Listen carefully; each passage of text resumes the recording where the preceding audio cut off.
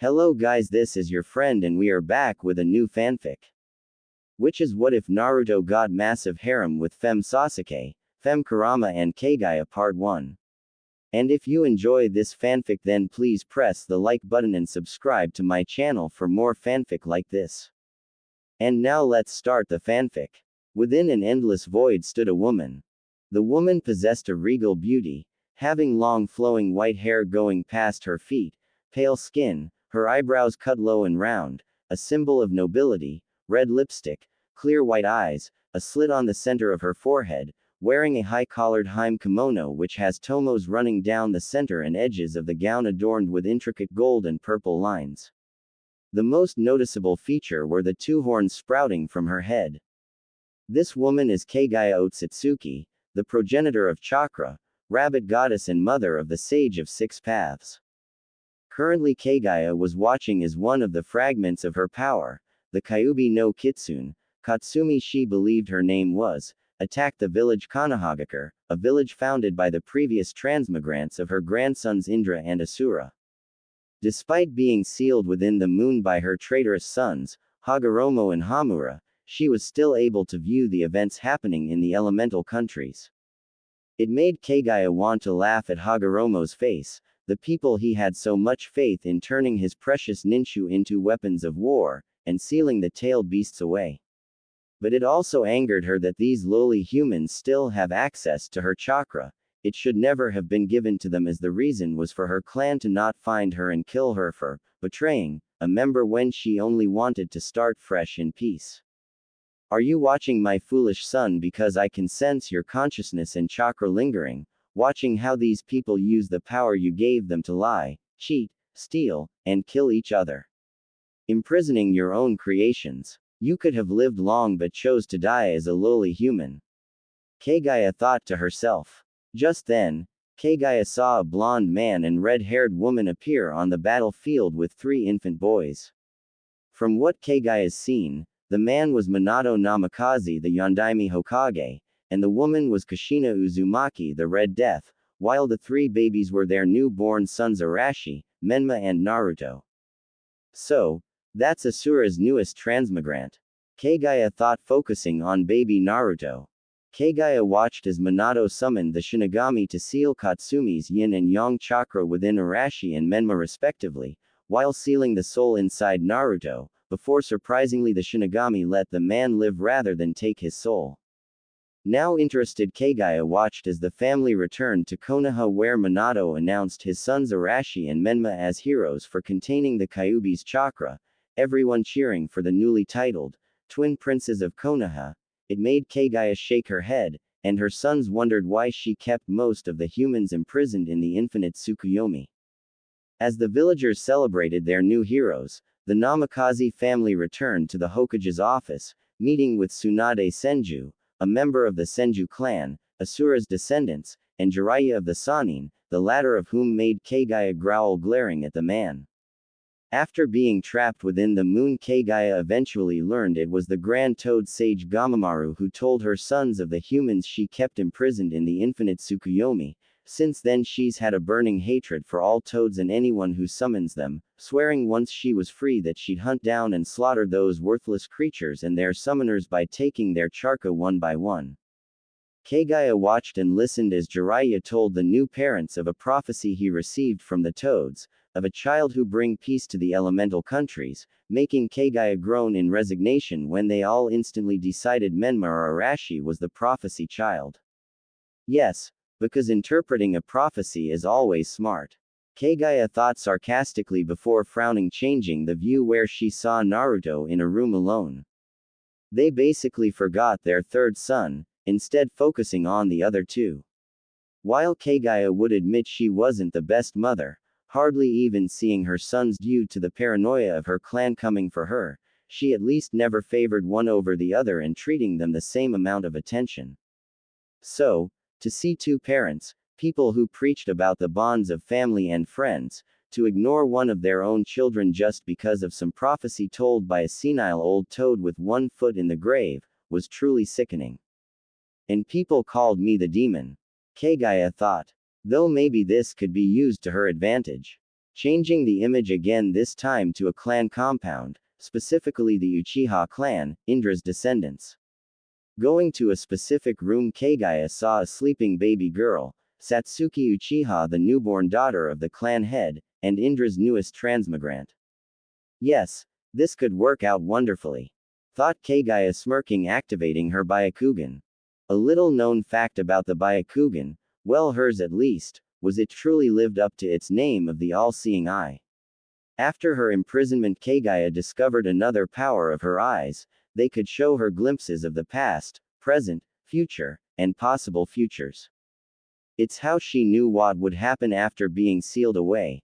Hagoromo's Ninshu, sharing chakra blindly, his sons turning against each other, all of it. Kaguya also saw Zetsu's plan to revive her, a plan so convoluted she wondered if he even considered all the things that could go wrong with it, because he only cared about himself, as shown by him causing chaos behind the scene like the typical Otsutsuki clan member, destroying life without thinking of the consequences whatsoever. This is why she hates her childish clan, boasting the fact of having incredible power by destroying planets and calling themselves so-called gods, who lord over any lesser species, that when they are on the losing end of a fight they throw a temper tantrum worthy of an angry toddler and then start whining and repeat their previous actions.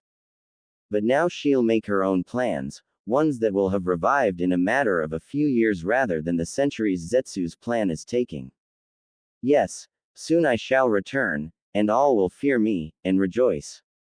Kaguya thought. Time skip 9 years. Konoha. Well done, Menma. Arashi, you're coming along nicely, you'll be as strong as your old man in no time. Minato congratulated his sons who stood on a branch. Hey, don't forget me, Minato, they'll be badass just like their Ka-chan. Shouted Kushina, crossing her arms, Minato chuckling sheepishly. Please, we won't be strong as you two were going the strongest in the world, right, Ni-san? Said Menma, smirking, looking to his brother. Oh yeah, no one will be strongest than us. Arashi agreed, as both parents smiled at their children. Unknown to the family, they were being watched by someone, another boy looking at the family with cold, detached eyes from his perch in a tree. The boy was Naruto Uzumaki, Minato and Kushina's third son, and Arashi and Menma's younger brother, or as the latter two refer to him, their personal punching bag. Naruto sneered at his brother's egos were inflated further. Like most male Uchiha gaining their Sharingan, they managed to master tree walking. Big deal. Naruto had already mastered it when he was 6. Did anyone praise him for it? No, because in the minds of his family and the rest of the village he was a talentless weakling, who would never compare to his brothers, with Menma and Arashi feeling the need to remind him of the fact every day. What no one but 2 other people knew was that Naruto was stronger than he let on. While his brothers were trained by their parents, Naruto trained on his own and occasionally with his best friend, preferring it that way as then he could keep his skills a secret. It also wouldn't do no good for the villagers to hate him more. See, while Naruto's brothers were seen as heroes for containing the Kyuubi's chakra, Naruto was seen as the Kyuubi itself for containing the soul. For the first 5 years of his life, Naruto had to live in fear of the villagers, constantly looking over his shoulder. Not that it helped, as they always seemed to find him, and that's when the beatings began. Naruto lost count of how many times he was beaten to near death, then having to drag his broken body back home. He tried telling his parents what was happening, but they didn't believe him even when they saw him covered in his own blood. To his parents he was just a troublemaker that pranks people and gets in trouble, when really, it's Menma and Arashi that are the troublemakers who blame Naruto. He remembered when they were 4, Naruto had drawn a picture of the entire family and planned to show his parents in hope of them praising him for something. Though, he had gone to get some water, and when he came back he saw Arashi showing their parents the drawing, saying he made it for them. When Naruto said he was a liar and that the picture was his parents yelled at him for trying to take credit for his brother's hard work, and sent him to his room. That was the day Naruto began to resent his family. Another incident happened when they were 5. Menma had been running in the house, bumping into a standing holding their mother's favorite vase, knocking it down, breaking it. When Kushina saw it, Menma blamed Naruto, even though he wasn't even home at the time, too busy running from a mob, since the people of the world hated more the Kyuubi than the other tailed beasts, since is by far the only one so far who can actually use natural energy instantly, sense emotions, uses its cunning, and is the strongest at full power, can beat the other 8 without breaking a sweat. When he got home, Kushina yelled at him for what Menma did, sending him to his room, telling him not come out until the next day. When Naruto tried arguing that he didn't do it, his mother mad actually hit him. Flashback. Naruto stared at his mother in shock, holding his face when her hand had connected, still processing that she had just hit him. Even if Naruto, who is half Uzumaki by genetics, he still follows the Uzumaki clan's creed by heart, family above all. As an Uzumaki would do anything to defend and protect their family even with their own life, and neglecting one is like treason. Don't talk back to your Ka-san, now go to your room and don't think to come down. Shouted Kushina, glaring at Naruto. She hit me, she actually hit me. Naruto thought briefly that his parent had yelled at him before but never actually hit him. Naruto's eyes soon went icy cold, and his face going blank. Yes, Ka-sama, Naruto said coldly, startling Kushina a little. Walking up the stairs, Naruto caught sight of Menma smirking smugly at him, making him narrow his eyes. Enjoy while you can, dear brother, but one day I will have you at my feet begging for mercy. Mercy that I won't give. Naruto thought darkly as his eyes turned red with black sclera. End flashback. Since then, Naruto has only ever talked to his parents when he needed to, only saying the bare minimum, and referring to them as Ka-sama and Tu-sama, even though he's long stopped considering them his parents. It was also after that Naruto began training on his own, refusing to even try asking his parents to train him as well. He had become colder to everyone, except 2 people, no longer caring about the villagers' opinion of him or earning his family's affection. It was another thing that set him apart from his brothers. While Arashi and Menma were loud and brash, preferring to be the center of attention, wearing bright clothes, Naruto was cold, aloof, and stayed in the shadows, wearing dark clothing. The 3 boys were also different in not just attitude but appearance. While Menma was a carbon copy of Minato with spiky blonde hair and blue eyes, Arashi had red hair like Kushina and lighter blue eyes. Naruto, on the other hand, had spiky black hair and dark blue eyes that bordered on black. His hair used to be blonde, but he dyes it black, wanting to distance himself from his family. The only thing the 3 had in common were their whisker marks. Suddenly Naruto heard footsteps approaching. Looking, Naruto smiled warmly at the person, a 6-year-old girl, with long crimson red hair tied in pigtails and bright purple eyes, wearing a white sundress. The girl looked a little before looking, spotting Naruto in the tree, smiling brightly. "Ni-san," the girl shouted. Jumping down from his perch, Naruto landed in front of the girl, who instantly wrapped her arms around him. "Hey there, Rumi-chan," Naruto said, rubbing the girl's head. This was Narumi Namikaze, Naruto's little sister, along with one of the 2 people he cares about. When Naruto had first learned he was going to have another sibling, he was angry, thinking he was once again going to be passed off. But when he first laid eyes on Narumi, this small tiny little thing, any anger he would have had for her faded away, and he swore that no matter what he would always be there for his precious Imouto. "Can we go play, Ni-san?" asked Narumi, tilting her head cutely, though Naruto smiled sadly. "Sorry, Rumi-chan, I have to go meet Satsuki soon," Naruto said, Narumi looking down sadly. Narumi then yelped, feeling Naruto poke her forehead, smiling at her. "Maybe next time, Narumi-chan," said Naruto, Narumi nodding before hugging Naruto again. "Happy birthday, Ni-san," Narumi said before running off. "Oh right, it's my birthday," Naruto thought. It was his, Arashi, and Menma's 10th birthday, meaning he had to get gone soon, as this night was always guaranteed that he'll be attacked by a mob, and he just didn't want to be around sheep kissing his brother's asses. Later, Naruto sat in a clearing behind the Hokage monument looking up at the full moon. Soon he heard the bushes rustling. Looking, Naruto saw a girl his age coming out brushing and stray leaves off. The girl had long waist-length black hair with a blue tint, onyx-colored eyes, pale skin, wearing white shorts, a navy blue high-collared shirt with the Uchiha symbol on the back, and blue kunoichi sandals. Satsuki-chan. Naruto greeted, giving a two-finger salute. "Oh, you're here already, sorry if I kept you waiting," said Satsuki, Naruto waving it off. "It's fine, I haven't been waiting that long," Naruto replied, a small smile as he looked at the girl. Satsuki Uchiha, Naruto's first and best friend. They had met each other 3 years ago, when she had caught him training alone.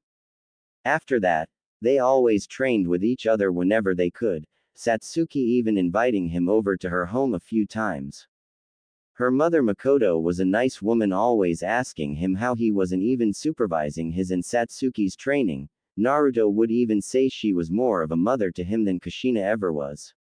Her father Fugaku was fine, but Naruto sensed his emotions that included mostly disappointment and regret, even if he doesn't show it, while her brother Itachi was alright, if a tad creepy, along with Naruto not really trusting him considering he was in Anbu and reported to Minato. Though 2 years later, a tragedy struck, the entire Uchiha clan, besides Satsuki, was massacred by Itachi. Something was suspicious about the massacre, that how only one person could kill the majority of the clan even with their guard down on one night. Not even Itachi could have killed the police force that some were twice his age, and how could the Hokage and the elders would accept it when there were more peaceful options to avoid a coup? Even Danzo would have kidnapped the children to turn them into his emotionless root nins. After that, Satsuki shut out everyone, except Naruto, who refused to leave her side the entire time. Though she didn't show it, Satsuki was grateful for Naruto staying by her side. It also didn't help that everyone began treating her the same as Naruto's brothers, only she had it worst, being a girl, with several people trying to get control of her being the heiress of the Uchiha clan, and even some people on the council wanting to turn her into breeding stock to repopulate the Uchiha clan. She'd sooner go rogue than let that happen. Besides, she's only interested in one guy, Satsuki idly thought, glancing at Naruto. Sitting beside Naruto, they both looked up at the moon, nothing needing to be said. "So, how are they?" asked Satsuki after a while. "The same, I heard the pervert and the hag were going to let them sign the toad and slug contracts," Naruto responded, Satsuki nodding, aware of Naruto's less than stellar relationship with his family. Just then they both noticed something strange. Naruto-kun, is it just me or is the moon turning red?" Satsuki said. "No, I see it too," said Naruto, suddenly feeling drowsy. "Oh, good eye, though it was just me." Satsuki trailed off before she and Naruto fell asleep. While the full moon took on a completely red appearance with black concentric rings and 9 tomos, 3 in each ring. "Moon." Opening his eyes, Naruto groaned, rubbing his head, looking around, frowning, seeing he wasn't back where he was. It was in a large forest clearing, and it was daytime. His eyes then fell Satsuki waking up a short distance away. "Wah! What just happened? Where are we?" Satsuki said. "I don't know," said Naruto, just as confused. "I believe I can answer that," a female voice said, making Naruto and Satsuki whirl around to the source. They saw the person approaching them was Kaguya. "Who are you and where are we?" demanded Naruto, moving in front of Satsuki. "Well, that's rude making demands, but if you must know, I am Kaguya Otsutsuki. As to where you are, this is the moon. Or at least the inside of the moon, my prison," Kaguya said, getting skeptical looks from both children. "Okay, then why are we here?" Satsuki questioned, Kaguya walking around. "That would be my doing. You see, I've watched you both, Naruto Uzumaki and Satsuki Uchiha, from the moments of your birth. You both have faced many hardships, Naruto being neglected by your family in favor of your brothers who treat you as less than dirt, and you Satsuki, who has lost your entire family to your own brother and seen as nothing but a tool by people who seek to take advantage of you," Kaguya said, shocking both of them at how much she knew. Well, if you know all that, but you still haven't told us why we're here, said Naruto. To tell you that I'd have to start at the beginning, from when I first arrived on this planet, began Kaguya. Kaguya then proceeded to tell Naruto and Satsuki everything that happened from when she first landed on the planet with Ashiki, betrayed him, devouring the Shinju fruit, her sons, merging with the Shinju, everything she witnessed from her prison, Indra and Asura's endless conflict and transmigrants, all the way up to the Kyuubi attack. When she finished, Naruto summed up both their thoughts. No offense, but your son is a dumbass. Naruto deadpanned. Who gives people power to basically do anything, and not expect them to use it to kill each other better? Hagoromo basically everyone weapons and told them not to kill each other with them, Naruto said. Kaguya smiled at that, not taking any offense, knowing it's true her sons were both naive in their thinking. None taken. I know my son was foolish to give humanity chakra, he thought it would help bring peace, when really he helped set the seeds of war. A path his sons, my grandsons, followed, that also brings me to why I wanted to speak with you both, and you see you two are the newest transmigrants of Asura and Indra. Kaguya revealed, surprising them both. You mean to tell us, we have your grandsons inside us? Satsuki said, not at all pleased to learn some guy's soul was inside her. Yes and no, since you only have their chakras, because if you were actually them you would have stopped fighting long ago, responded Kaguya. Then how come we don't act like them? From what you've told us, all of Asura's transmigrants wanted to bring peace, while Indra's wanted rule, and they all hated each other. Naruto questioned. You can thank me for that. You see, while I am trapped here, I can still influence certain things, such as channeling small portions of my chakra into you both throughout your lives, suppressing both Indra and Asura. If I had not done this, you Naruto would have been a forgiving fool who forgave every bad thing done to you and obsessed with peace, while you Satsuki a revenge-driven person only caring about completing your own goals and gaining more power, said Kaguya, both grimacing at the mental images conjured while looking at their dominant arms. Well, thanks for that, but you still haven't told us the reason you wanted to meet us, said Naruto. I'm getting to that. You see, I have watched as my world has been torn apart all because of my son's foolish decisions, and I'm tired of it, and seeing my chakra used by those unworthy. What I want is for you both to join me, free me, and help reclaim all my chakra.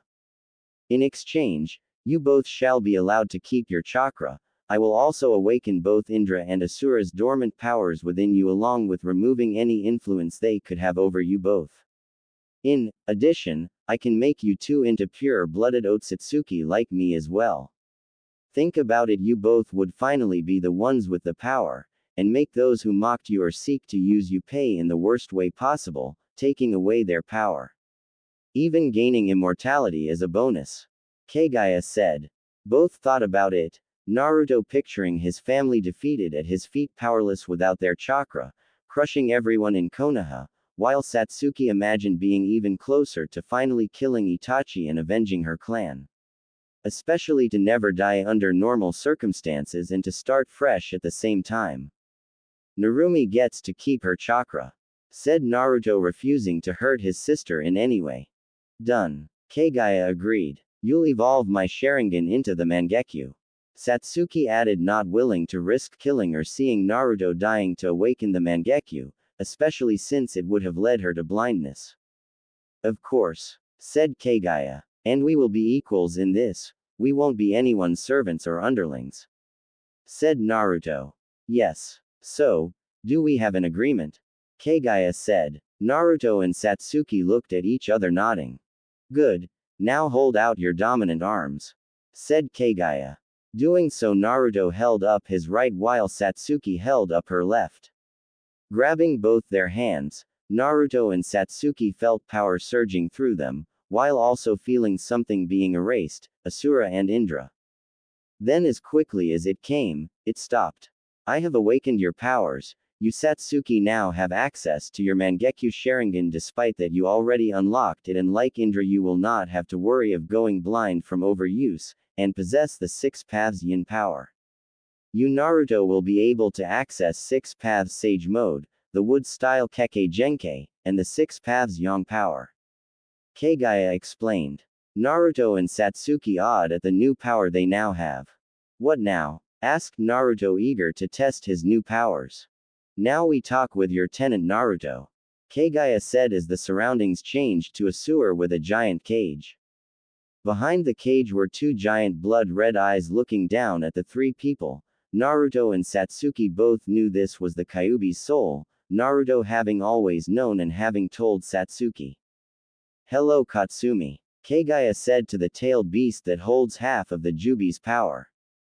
Katsumi stepped out of the shadows showing her full glory, though being noticeably smaller and malnourished due to losing all her chakra, before shrinking down transforming into a teenage girl.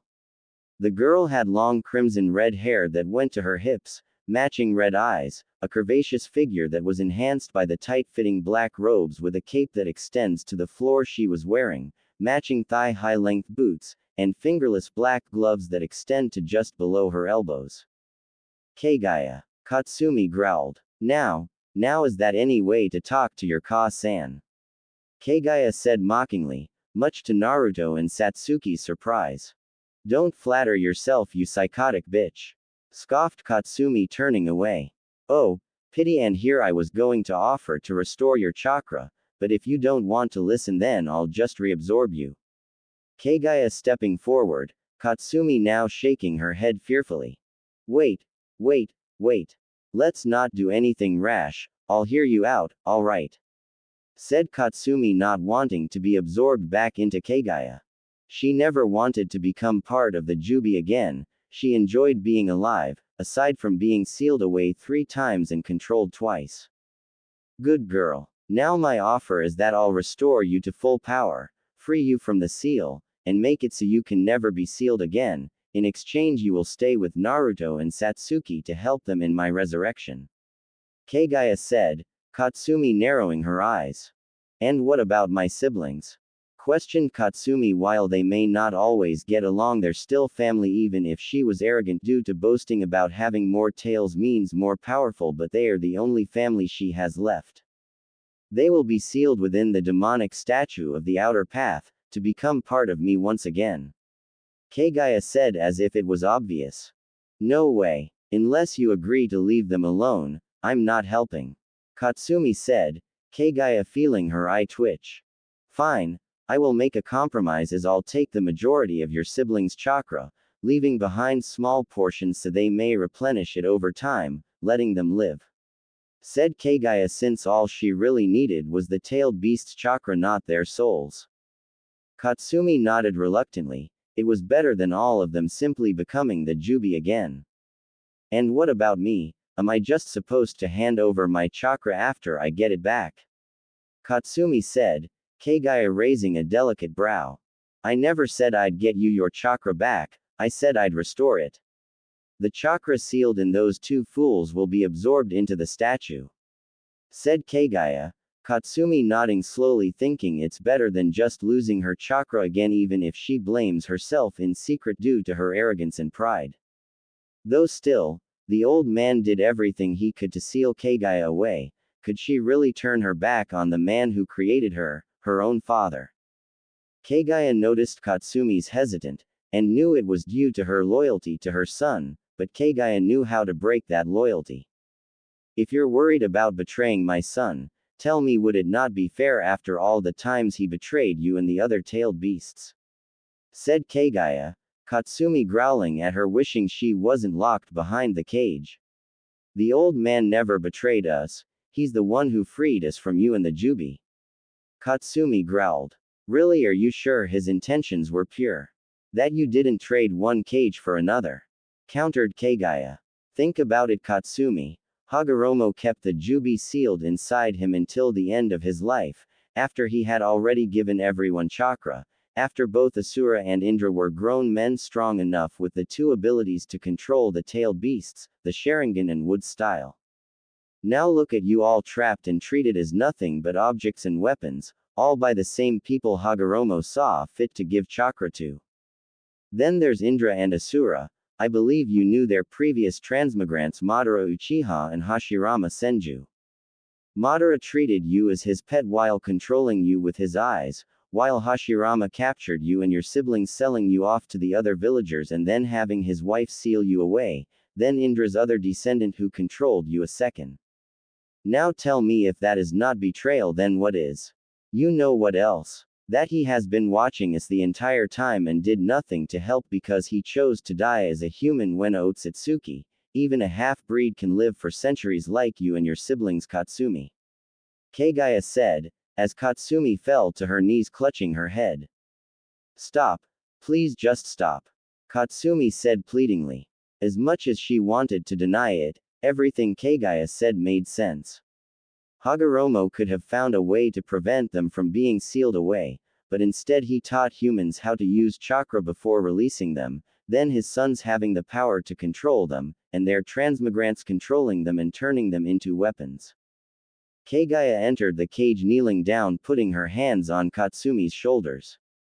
Join us, Katsumi, and none of the tailed beasts will ever have to fear being sealed away again or controlled. They will be free, no one will have chakra to use against you ever again.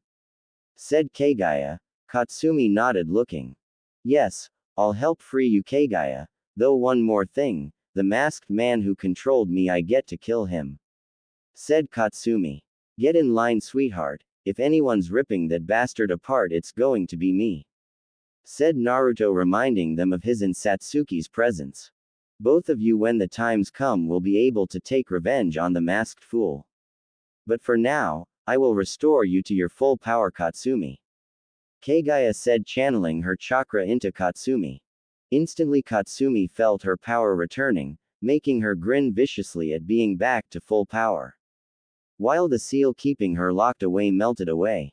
It's done, you're now free and all your chakra has been restored. Said Kaguya, standing up. So, what do we do now? Asked Satsuki, crossing her arms.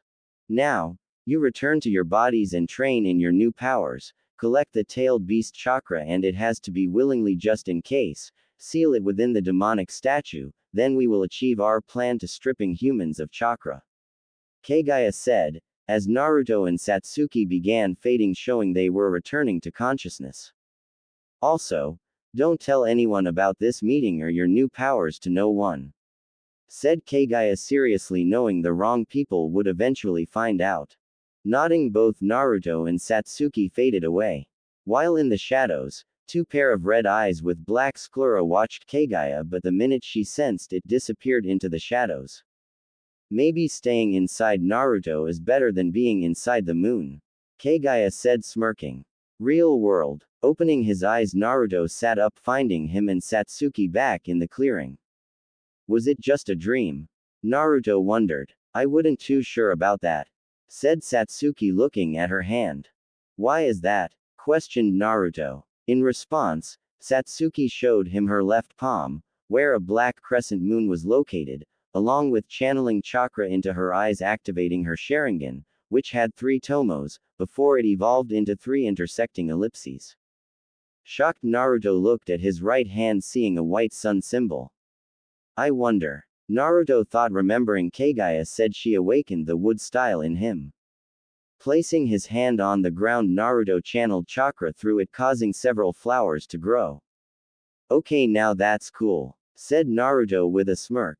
He wished he could rub it in his family's faces that he has the bloodline of the Shodaime Hokage, before using it to lock Arashi and Menma in a cage.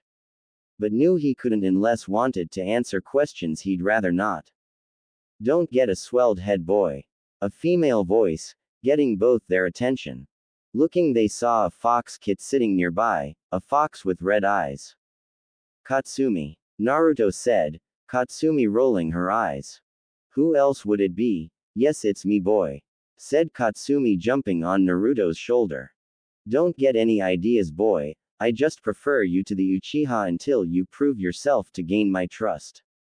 Katsumi said, growling at Satsuki. She didn't care if she was friends with the boy, she's been controlled by 2 Uchiha before and she'll be damned if a third time happens. So, I guess now we train in our new powers. Said Satsuki. Yeah, I just wish I could show Arashi and Menma, just to see the fear in their eyes when they see I have the power now. Naruto said, a sadistic gleam in his dark blue eyes. Well, try to control yourself, you'll get your chance eventually, for now just be patient. Satsuki said, Naruto nodding reluctantly. Fine, though we should probably get going. Though tomorrow we'll start training, said Naruto, Satsuki nodding in agreement. No one in the elemental countries could be aware of the consequences of what happened that night. For that one meeting marked the beginning of the end. The end of the shinobi era. 4 years have passed since Naruto and Satsuki's meeting with Kaguya, since they have trained in secret to master their new abilities. For Satsuki it was easy as she had access to the Uchiha clan's jutsu library, along with the scrolls on the Mangekyo Sharingan to learn what abilities it granted her. Though she could only get so far with scrolls, and the only people she knew who awakened the Mangekyo were her cousin Shisui Uchiha and her brother Itachi, the former of whom was dead while the latter Satsuki intended to kill. It didn't help that while she wouldn't go blind from overuse of her Mangekyo, it still put a strain on her eyes that temporarily rendered her disoriented. Naruto meanwhile had it harder as he couldn't risk going to his own family's jutsu library, along with it not having any scrolls on the wood style. Luckily that was easily solved by breaking into the Senju compound, with the only living Senju, Tsunade, not staying in the compound. But Naruto learned quickly before he could learn wood style, he first had to master water and earth style, the two elements that made up wood style.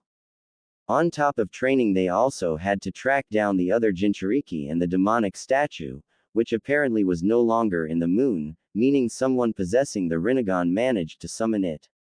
Now one would think with so much to do it'd take several years to even come close to learning to master all these abilities. If not for something Naruto learned during his escapade into the Senju compound, a handy little jutsu invented by the Nadaime Hokage. Shadow Clone Jutsu. A jutsu Tobirama created after witnessing his brother's wood clone jutsu. The jutsu itself creates physical copies of the user, with each clone having an equal amount of chakra from the original. The clones are able to perform jutsu and fight, though one good hit will cause them to dispel. But what really had Naruto's attention was the Shadow Clone Jutsu's other ability: anything a clone learns, or experiences was transferred back to the original. So, if someone created a single clone and both the clone and original trained for an hour, then the clone dispels the person would feel like they trained for 2 hours. With shadow clones, Naruto and Satsuki would be able to cut years' worth of training into only a few months.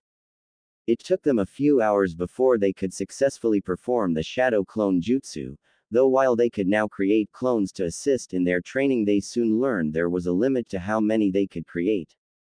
Naruto, already possessing large chakra pools thanks to his Uzumaki heritage, and held Katsumi as he could create over 1,000 clones, combined with the power Kaguya gave him, boosted that number to 2,500 clones.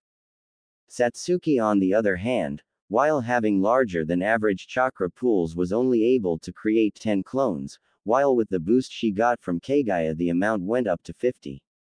So, every day Naruto and Satsuki both went to their training ground making as many shadow clones as possible and set them to work. For Naruto, he had 500 clones work on taijutsu, another 500 worked on chakra control, another 500 worked on calligraphy and fuinjutsu, another 500 worked on awakening the Six Paths Sage mode, 300 were assigned to begin mastering Naruto's 3 basic elements of water, earth, and wind, while the final 200 clones Naruto sent out into the elemental countries to locate the other Jinchuriki and the demonic statue. Satsuki meanwhile divides her clones in 5 groups of 10. The first group worked on increasing her chakra pools, the second worked on taijutsu, the third worked on refining the few jutsu she already knew, the fourth worked on mastering her 2 elements of fire and lightning, while the final 10 worked on mastering her Sharingan, as even though she has it fully unlocked didn't mean she knew how to use it. She knew Itachi had mastered the Sharingan to the point he could put someone in a genjutsu just by pointing at them.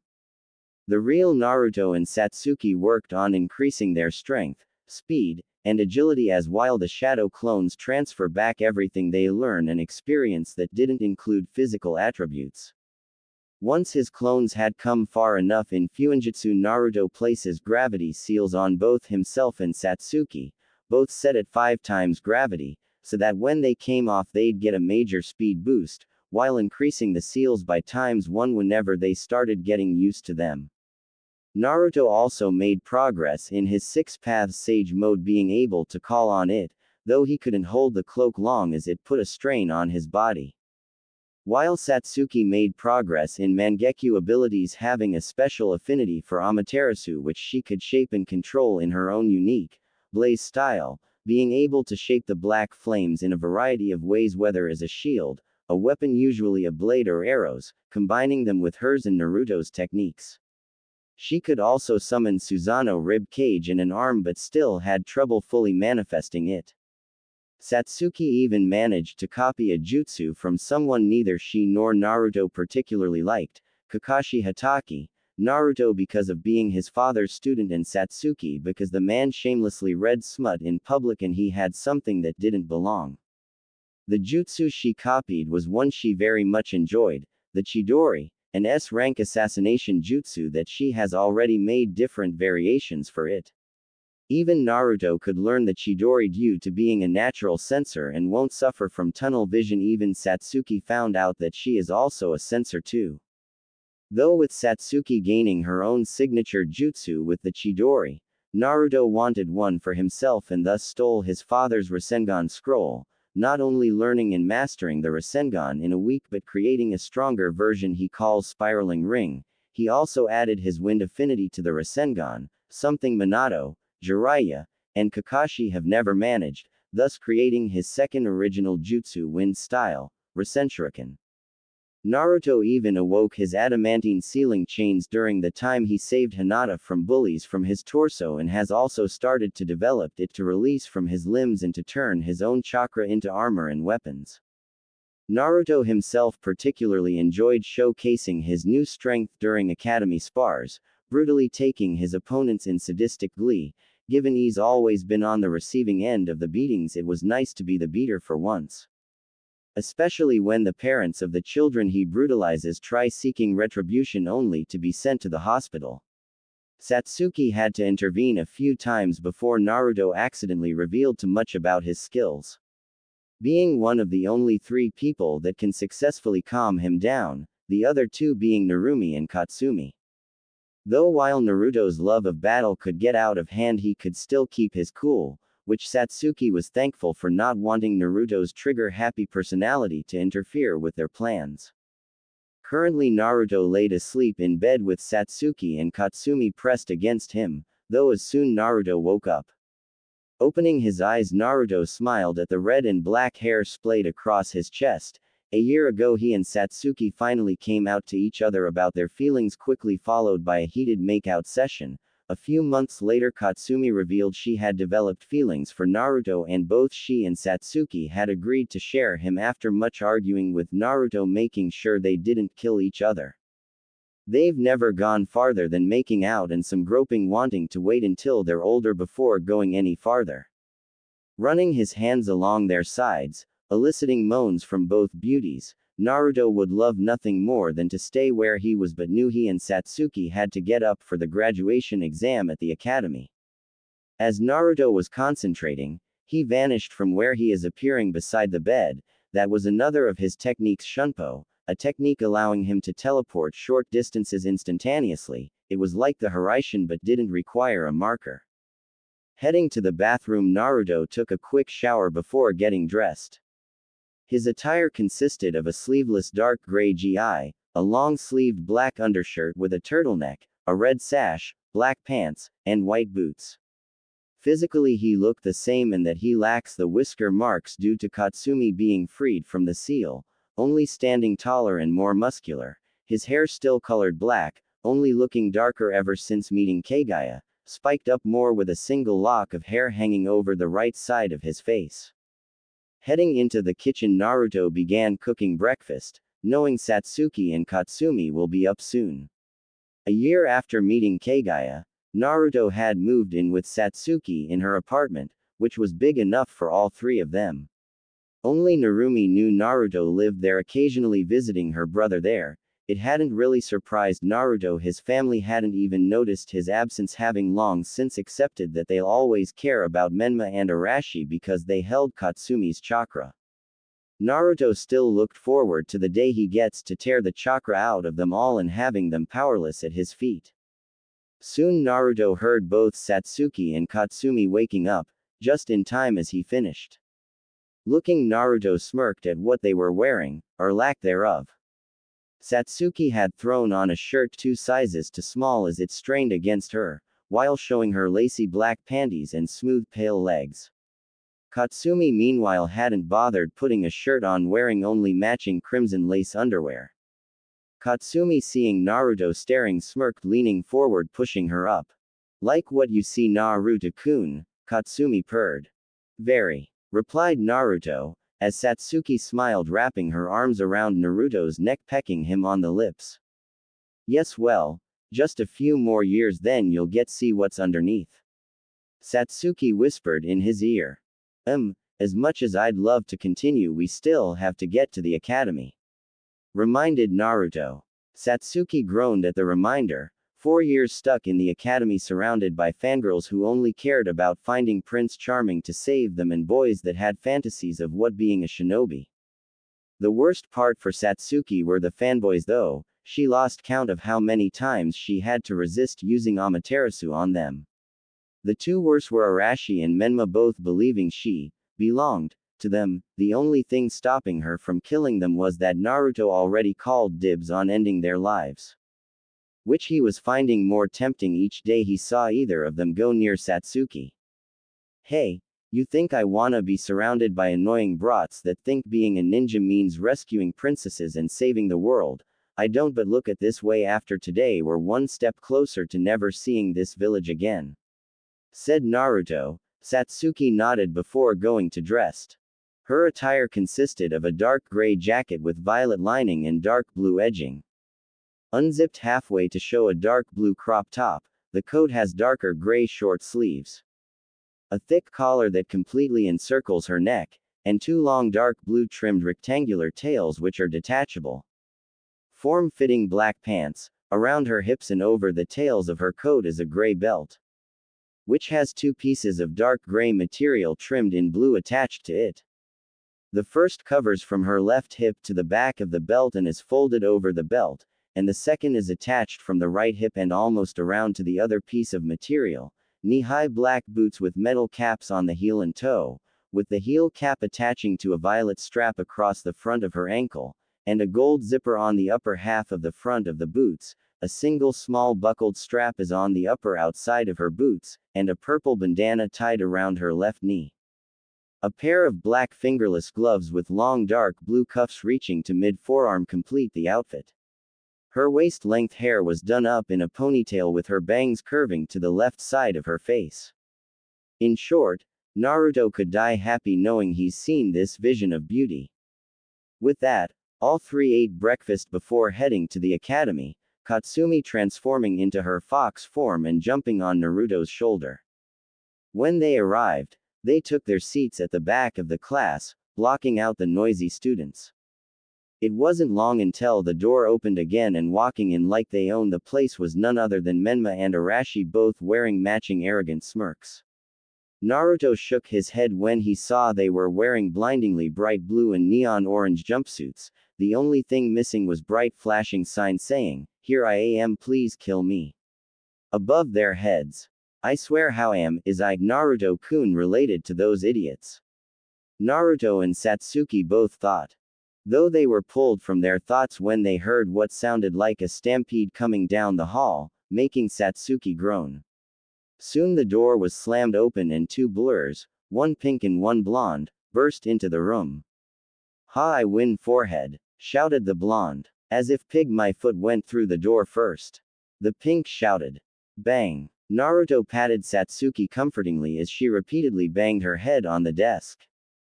The reason being the 2 girls that just entered, Sakura Haruno and Ino Yamanaka, 2 of the worst fangirls for Arashi and Menma, and insults to real kunoichi. Whenever Satsuki saw them, she would be reminded of when her mother would come home ranting about how fangirls are the reason real kunoichi aren't taken seriously, and the injustice of them being allowed to become ninja. Safe to say Satsuki developed the same hatred. No way I'm sitting with Arashi-kun and Menma-kun, Ino pig. Screeched Sakura. Yeah right, like they want that huge forehead blocking their view of me. Ino shouted. The first chance I get, those two will die.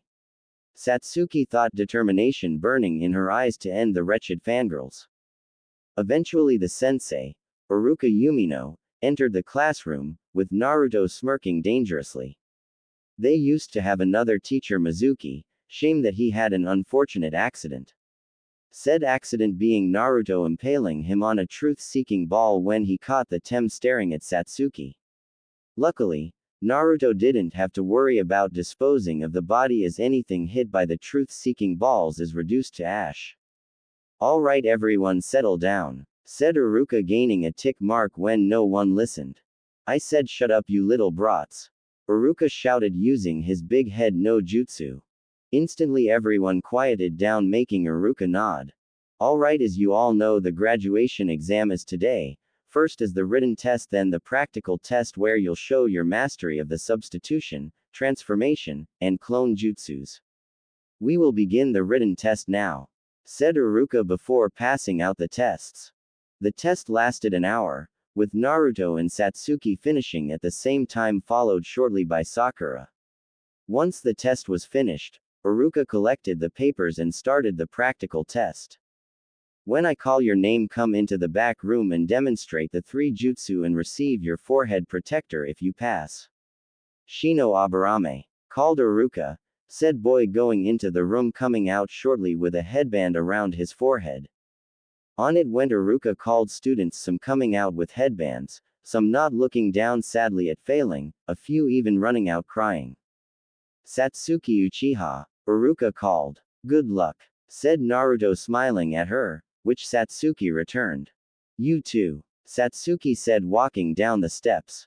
Hope we're on the same team, Satsuki-chan, said Menma as he and Arashi leered at her figure, both sporting forehead protectors tied around their heads, sending shivers up her spine, and not the pleasurable ones Naruto gives her, the kind where she needs a shower.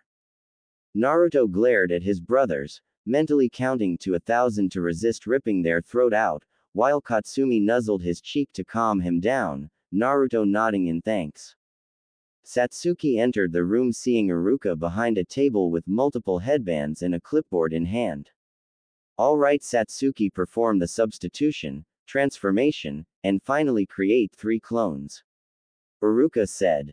Crossing her arms, Satsuki wordlessly switched places with a chair and switched back. Next she transformed into her mother, Makoto Uchiha, in her kunoichi gear. Finally, she made a half-ram seal, creating 3 shadow clones. Iruka stared shock. Not only had she performed the substitution and transformation without hand seals, something not even Menma or Arashi could do, even trained by some of the strongest ninja in Konoha, but then demonstrated B-rank forbidden jutsu with ease. So, do I pass?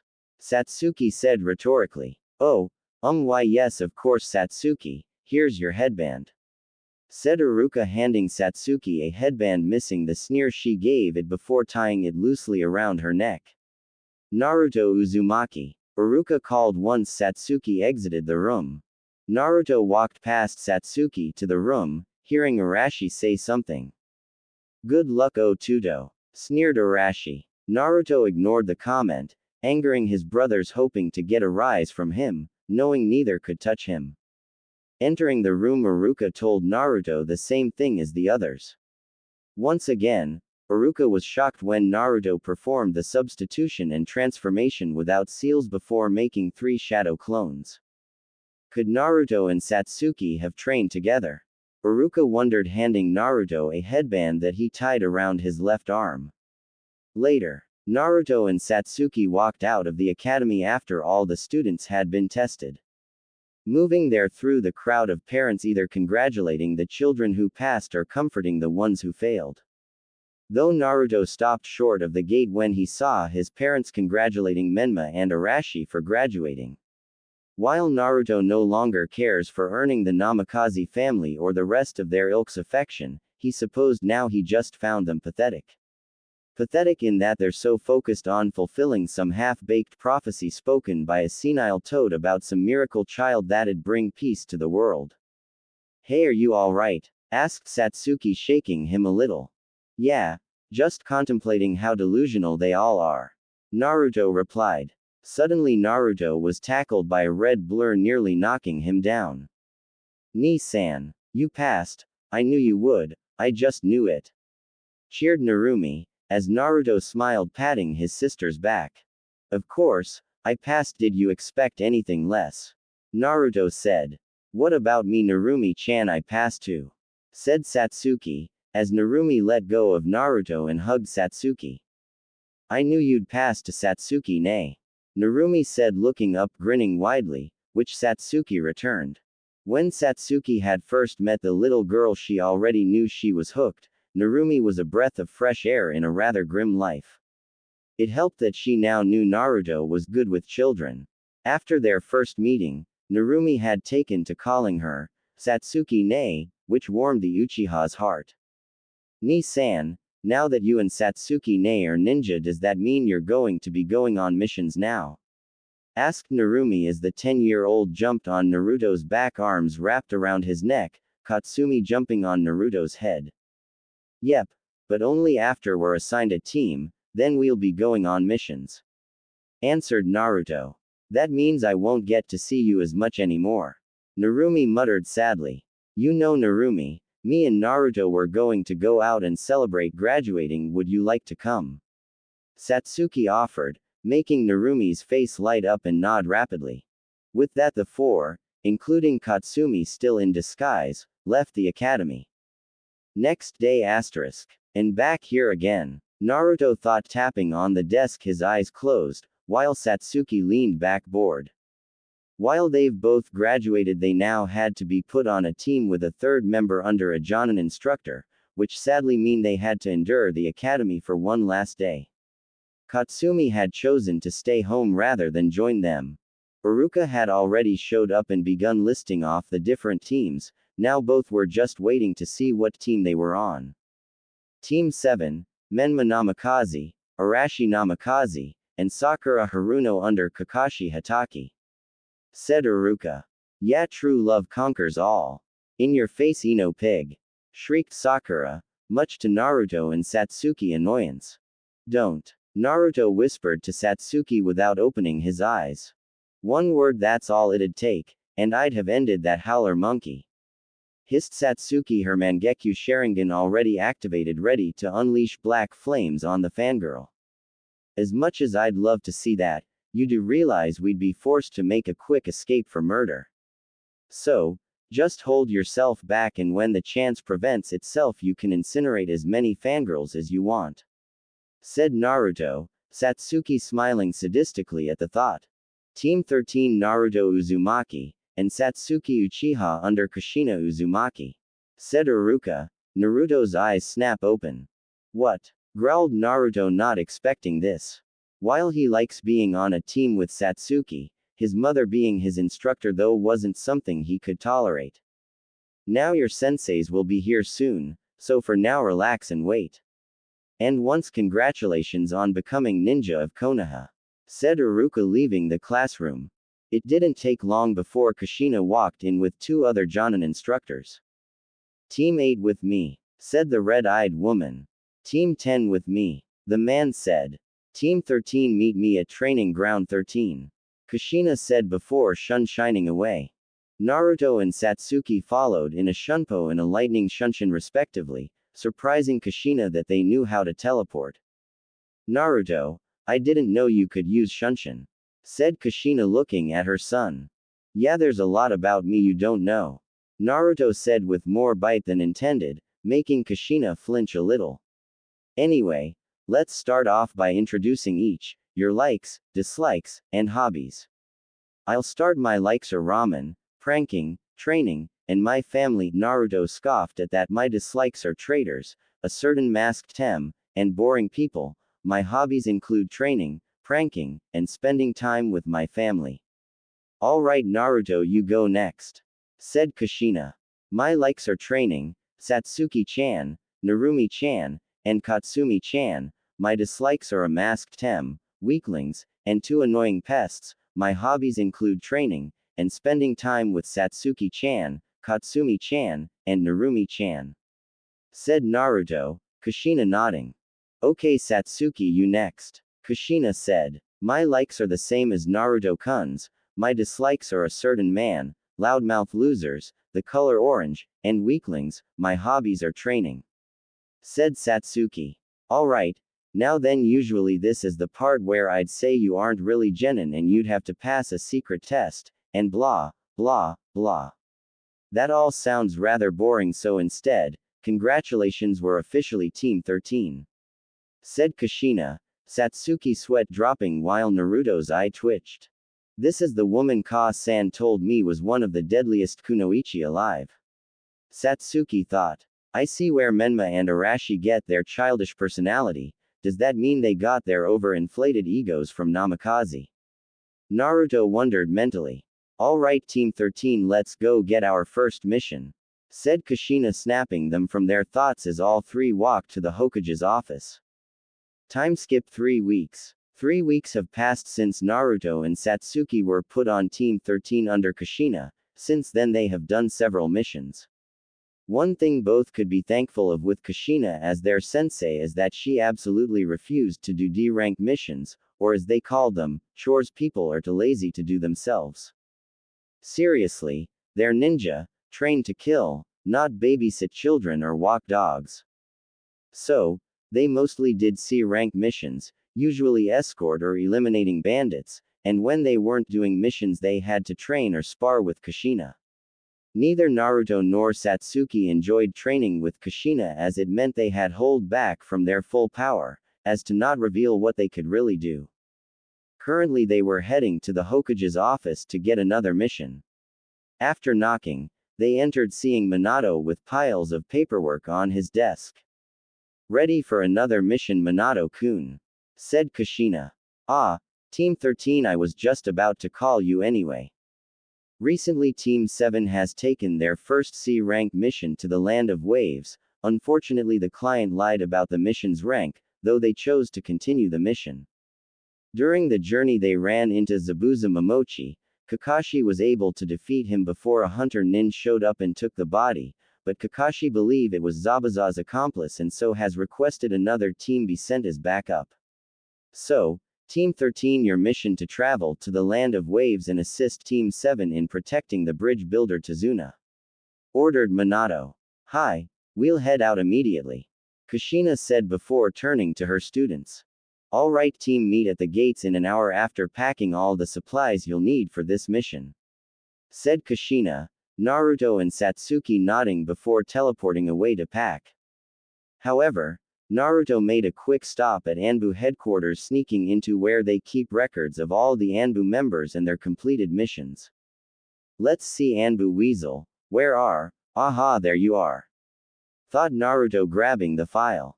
Opening, Naruto flipped through the different reports before stopping on the last one, the last mission Anbu Weasel aka Itachi Uchiha took before going rogue. The elimination of the Uchiha clan. With each word Naruto's eyes widened further. The Uchiha clan were planning coup to take over the village, with Itachi acting as the Hokage's spy and eventually agreeing to be the one to eliminate the Uchiha clan, on the condition that Satsuki wasn't to be harmed. Itachi sacrificed everything to prevent Konoha from being plunged into a civil war, one that would very likely lead to the Fourth Shinobi War, and to protect his little sister. Naruto sealed the file away, knowing he'd have to show Satsuki, she deserved to know the real reason why her family was taken from her. Later gates. Naruto and Satsuki arrived at the gate seeing Kushina already waiting for them. Alright team, let's move out. Said Kushina. Instantly all three took off running towards Wave Country, Naruto and Satsuki sharing a look, nodding, knowing now was the perfect chance to enact their plan. Naruto and Satsuki looked around the Land of Waves seeing the disrepair the town was in, with several people being on the streets. It's sad, isn't it? Seeing these people suffering like this because some tyrant. Kushina stated, Satsuki humming in thought with her arms crossed behind her back while Naruto remained silent. After a while, they arrived at the bridge builder Tazuna's house where Team 7 should be. Knocking on the door, the three waited a few moments before it was opened. A middle-aged woman. Yes. The woman asked. Hi, we're the backup team sent to assist Team 7. Kushina introduced, the woman gaining a look of realization. Oh, right, Kakashi did mention another team would be showing up. Please come in, I'm Tsunami, Tazuna's daughter. Tsunami said, stepping aside to let them. I'm Kushina Uzumaki, these are my students Satsuki Uchiha and my son Naruto Uzumaki. Said Kushina, Naruto scoffing when she called him her son. Let's get this over with. Naruto muttered, brushing past both Kushina and Tsunami.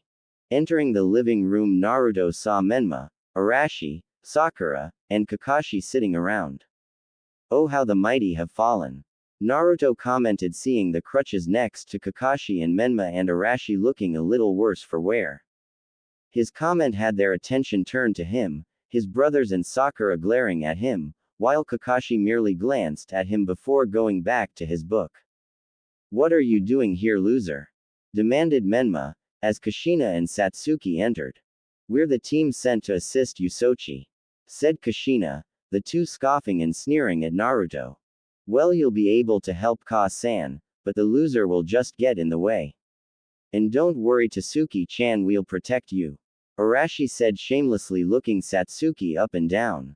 Naruto bristled at them, blatantly eyeing his girlfriend.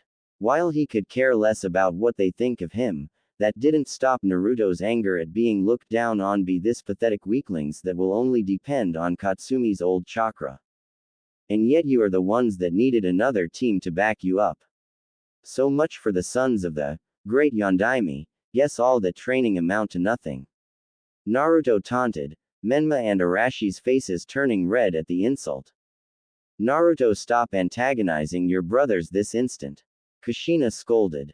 Glaring at her from the corner of his eye, Naruto turned on his heel and left the house, a worried Satsuki going after him, knowing nothing good would happen of Naruto going off on his own. Satsuki found Naruto in the forest knocking trees down, throwing them into the air and destroying them. Throwing another one into the air, Naruto's hand was surrounded by purple chakra surrounded his right hand before a purple blade made of pure chakra shot out of his hand and impaled the tree, slicing through it. Though just as quickly the blade vanished and Naruto fell to his knees, gripping his now burned and shaking hand. You idiot! Satsuki said, running over to him.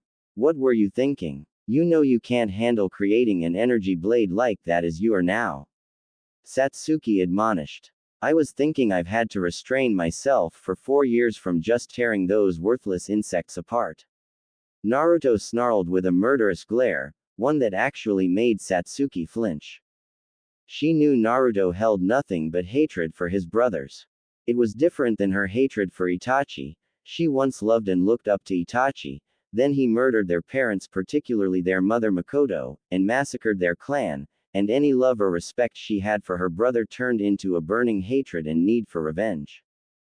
But for Naruto, he had always been second to his brothers and treated as a punching bag by them. There was never any sibling love between the three, only pure hatred.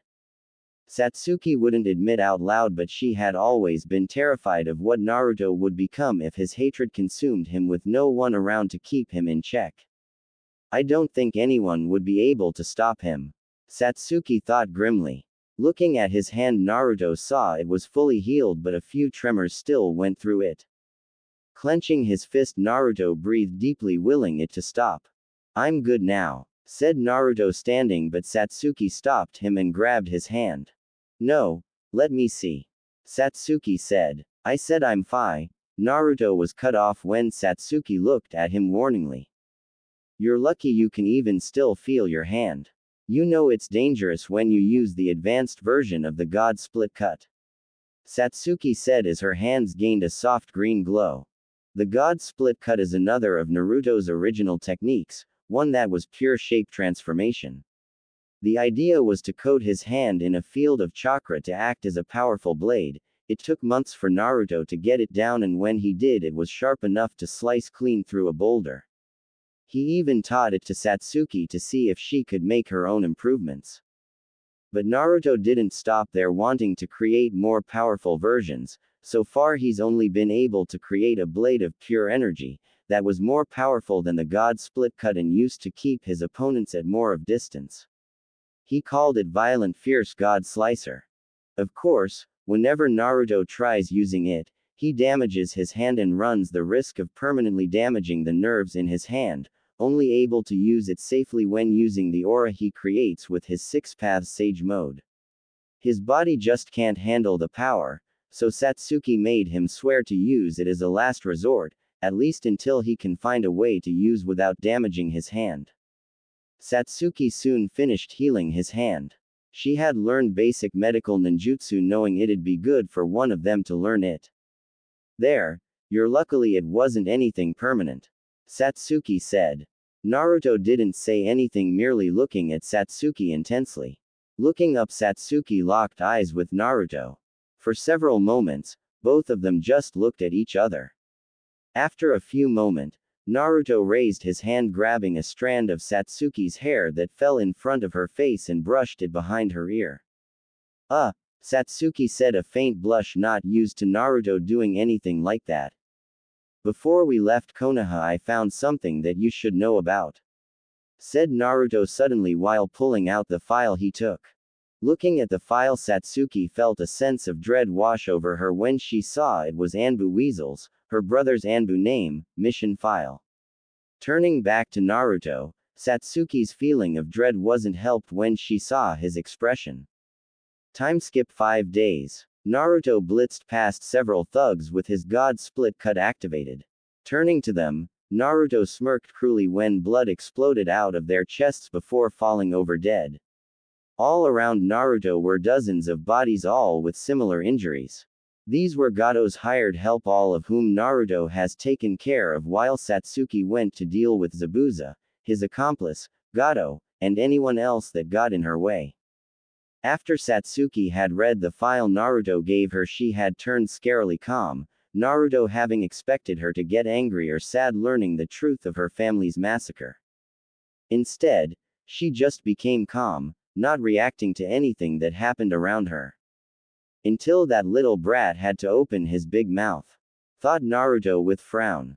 Flashback. Everyone was gathered at the table in Tezuna's house, after taking turns guarding Tezuna and the bridge and his family. Menma and Arashi were talking animatedly with their mother, Sakura was fawning over the former two, Kakashi was reading his smut while somehow eating without removing his mask, and Naruto and Satsuki simply ate silently. Why do you bother? Inari asked, looking at the ninja. Said Kakashi, glancing up from his book. Why do you bother? You can't beat Gado, no one can. You all come here act like you know anything about suffering, but you don't. You all live cushy and comfortable lives in your village, none of you know anything about suffering. So why don't you all just leave before you die? Inari shouted. Suddenly, before anyone could react or say anything, Satsuki suddenly had Inari by his throat, slamming him against the wall. She glared at him with her Mangekyo Sharingan blazing in her eyes. Little brats like you should learn to keep their mouths shut. Genjutsu. Endless nightmare, Satsuki said, casting the Genjutsu. Not even a second later, the boy screamed in agony before slumping unconscious. Dropping the boy carelessly, Satsuki turned her glare to Tsunami and Tezuna, freezing them in place. Learn to teach your brat to keep his mouth shut, otherwise I'll do worse than simply trap him in a nightmare world. Satsuki said, vanishing in a flash of lightning before anyone could say anything. End flashback. The genjutsu she had used wasn't anything too dangerous, it just trapped Inari in a nightmare world where he experienced all the pain and suffering Naruto and Satsuki went through in their lives. A sort of downgraded version of Tsukuyomi, where it feels like years in the genjutsu but only a second passes in the real world. But it doesn't leave the victim in a coma, just unresponsive for a few days and probably some lasting mental scarring depending on what Satsuki does to them in the genjutsu. Shaking those thoughts for now, Naruto grabbed two semi-intact bodies and pulled out two sealing tags.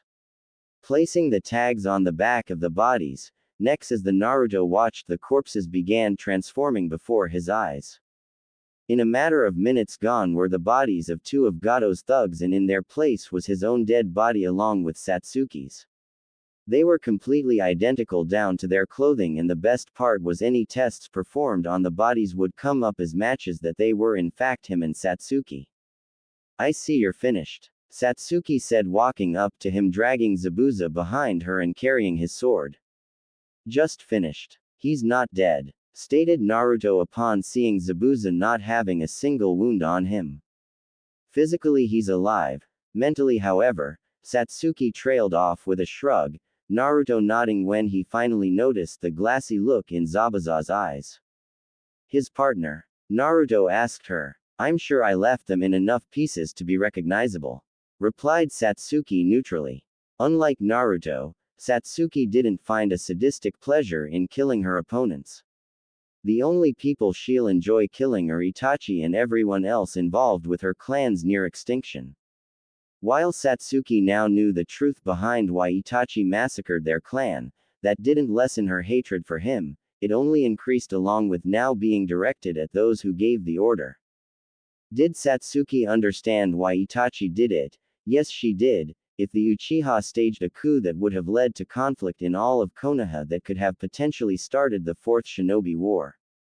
But that didn't mean she didn't think that there could have been a better way. Instead, they killed all of her clan members, including the ones that had nothing to do with the coup, like the children, elderly, and all the others not involved.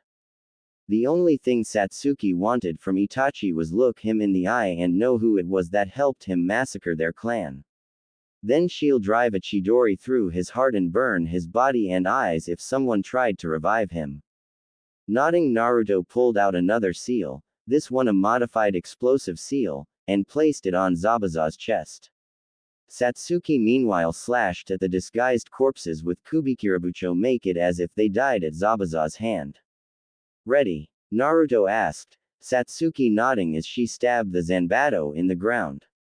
With that, Naruto wrapped an arm around Satsuki's waist and shot up into the sky.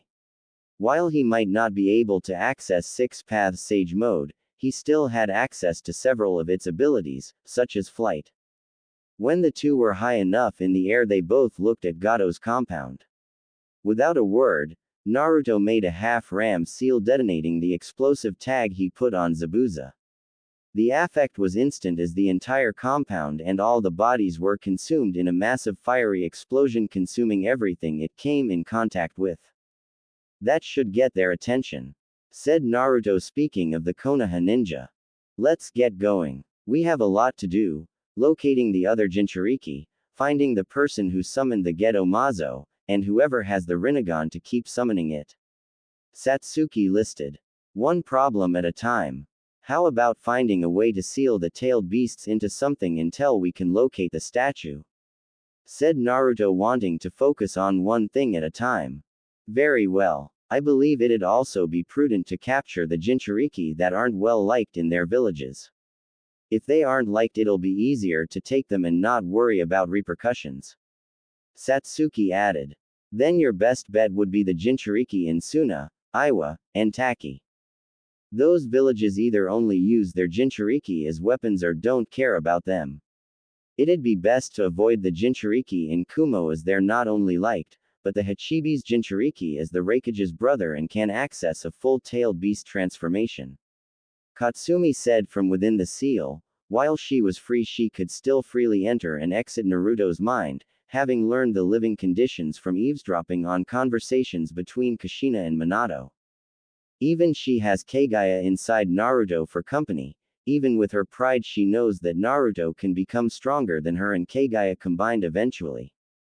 Sometimes it was useful. Her previous host was the wife of a Kage. You never know what you'll learn. Grunting in annoyance, Naruto frowned at the last part. He would have loved to go against a fully realized Jinchuriki. However, He knew his limits and wasn't about to go against an opponent that could crush him. It'd be best to go after the Suna and Taki Jinchurikis since those villages only have one each, while Iwa has two, said Satsuki after a moment. Alright. But first, what about something to keep the tailed beasts sealed in when we extract them? Naruto reminded. While they'd be able to seal Kaide into an object, the Nanabi needed something stronger to hold it, or that the Jinchuriki willingly join us. I may have a solution. Katsumi spoke up. What is it? Naruto thought. The amber purifying pot. It's one of the treasured tools the sage left behind. It's able to record the voice of anyone that responds to the wielder. If you're able to get the Jinchuriki or my siblings to respond to you, you can seal them in the pot until you get the Geto Mazo. Katsumi explained. Great. Where is it? Asked Naruto. Kumo, replied Katsumi while looking off to the side and began whistling innocently. Naruto's face went blank while his eye twitched. Of course it is, Naruto thought. Naruto relayed what Katsumi told him to Satsuki, who cursed silently that one of the possibly best ways to capture the tailed beasts was in the one village they wanted to avoid until they were stronger. How about for now we focus on increasing our own strength, and if we come across a Jinchuriki then we'll capture them and figure out things from there. Naruto suggested. That'd probably be best for now. Agreed Satsuki. While they're both strong, compared to people who are cage level or higher they're still weak. Naruto could only hold his six paths sage mode for a few moments before he had to release it. He still needed to practice more mastering wood style before it was strong enough to restrain a tailed beast, not to mention he's still working on a few jutsu he want improve on, namely adding his other elements to his Rasenshuriken and chakra chains, and a more powerful version of spiraling ring. Satsuki meanwhile needed more practice with her Mangekyo, as while she didn't need to worry about going blind, they still put a strain on her eyes. She could only really use Amaterasu effortlessly, being able to summon, extinguish, and manipulate the black flames. But Susanoo was still difficult to summon fully. So far she's only to summon the basic upper skeleton. If she wanted any hope of facing larger opponents she'd need to work on creating a full-body Susanoo, but to also make it move and react faster, as a full-body Susanoo is powerful but lacks the speed, and once she completes it she can use it without the Mangekyo. She's also working on different for her Chidori, even working on a way to using natural lightning. They both realized they had a lot of work to do. Time skip 4 days. Konoha. Minato looked up when the door to his office opened, showing Kushina, Menma, and Arashi. The Hokage noticed that Kushina looked to have been crying recently. Kushina, you're back already. Why are you with Menma and Arashi? Shouldn't they with their own team? And where are your students? Minato asked with a frown, Kushina looking ready to cry again while Menma and Arashi scoffed. The idiot got himself blown up trying to fight Zabuza, sneered Menma. And he had to drag Satsuki along with him. Arashi said with a scowl that the loser got Satsuki killed. What? Said a quiet voice, getting the four's attention. Looking, they saw Narumi standing in the doorway. Naruto ni and saw Satsuki ne, are dead. Narumi said, looking at her Ka-san pleadingly that it wasn't true. Unfortunately her other brothers to take hope from her. That's right brat, the loser finally did us all the favor and got himself killed. Arashi said cruelly. Yeah, now we don't have to put up with that waste of space anymore. Added Menma, neither of the two caring if they hurt their sister with their words, as both boys didn't like their sister for taking away attention that should rightfully be theirs. Narumi felt tears gather in her eyes at every word her mean brother said. Naruto and Satsuki were dead, gone, she'd never be able to see them again. Menma and Arashi continuing to mock Naruto didn't help, as Narumi covered her ears trying to block them out, but it was no use, as she couldn't block out what she just heard.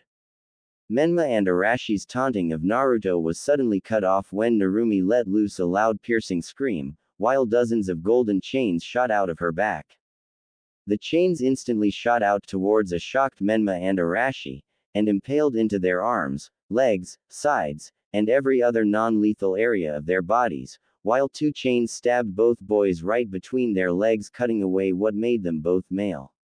Both boys screamed in agony at being impaled by the chains and at the loss of their manhoods, though their screams were cut off when more chains wrapped around their throats, strangling them.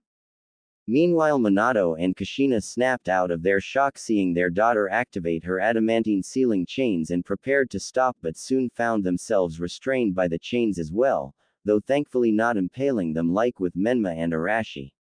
They couldn't escape as their chakra was quickly suppressed, and they knew it was hopeless to try breaking the chains that are strong enough to hold the Kyuubi. Shut up! Shut up! Shut up! Shut up! Narumi screamed, glaring at them all through tear-filled eyes. This is your fault, Narumi said to her parents. If you had just trained Ni-san, then he wouldn't be gone. But you didn't, you only cared about them, said Narumi venomously towards Menma and Arashi, who both started turning blue from lack of air. All because of some stupid prophecy by some stupid old toad that smokes all the time. Narumi said, remembering Naruto telling her the reason why their parents focused so much on Menma and Arashi. And now he's gone. My brother's gone and it's all your fault, screamed Narumi, her chains lashing out wildly.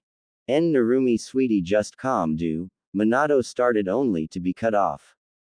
No, you aren't my parents anymore, and they were never my brothers.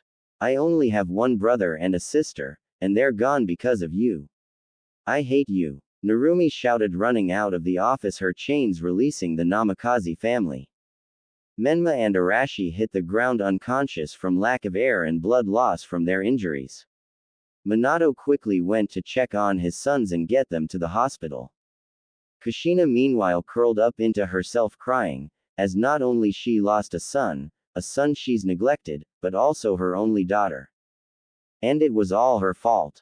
As she left the office, she went into the forest of death to calm herself down as she was crying to herself. How dare they, her former brothers, not care about Naruto and Satsuki being dead? She asked herself after showing her family what she can actually do. Hey, what is a girl like you doing in this forest at night? Anko asked Narumi. Just trying to cool off, Narumi answered her. Why? Anko asked her. As Narumi explained to Anko about Naruto and Satsuki's deaths and that she disowned her family. Even the physical abuses they did to him just for having the Kyuubi's soul inside him. Her brothers saying that they were grateful that Naruto died but angry that Satsuki did.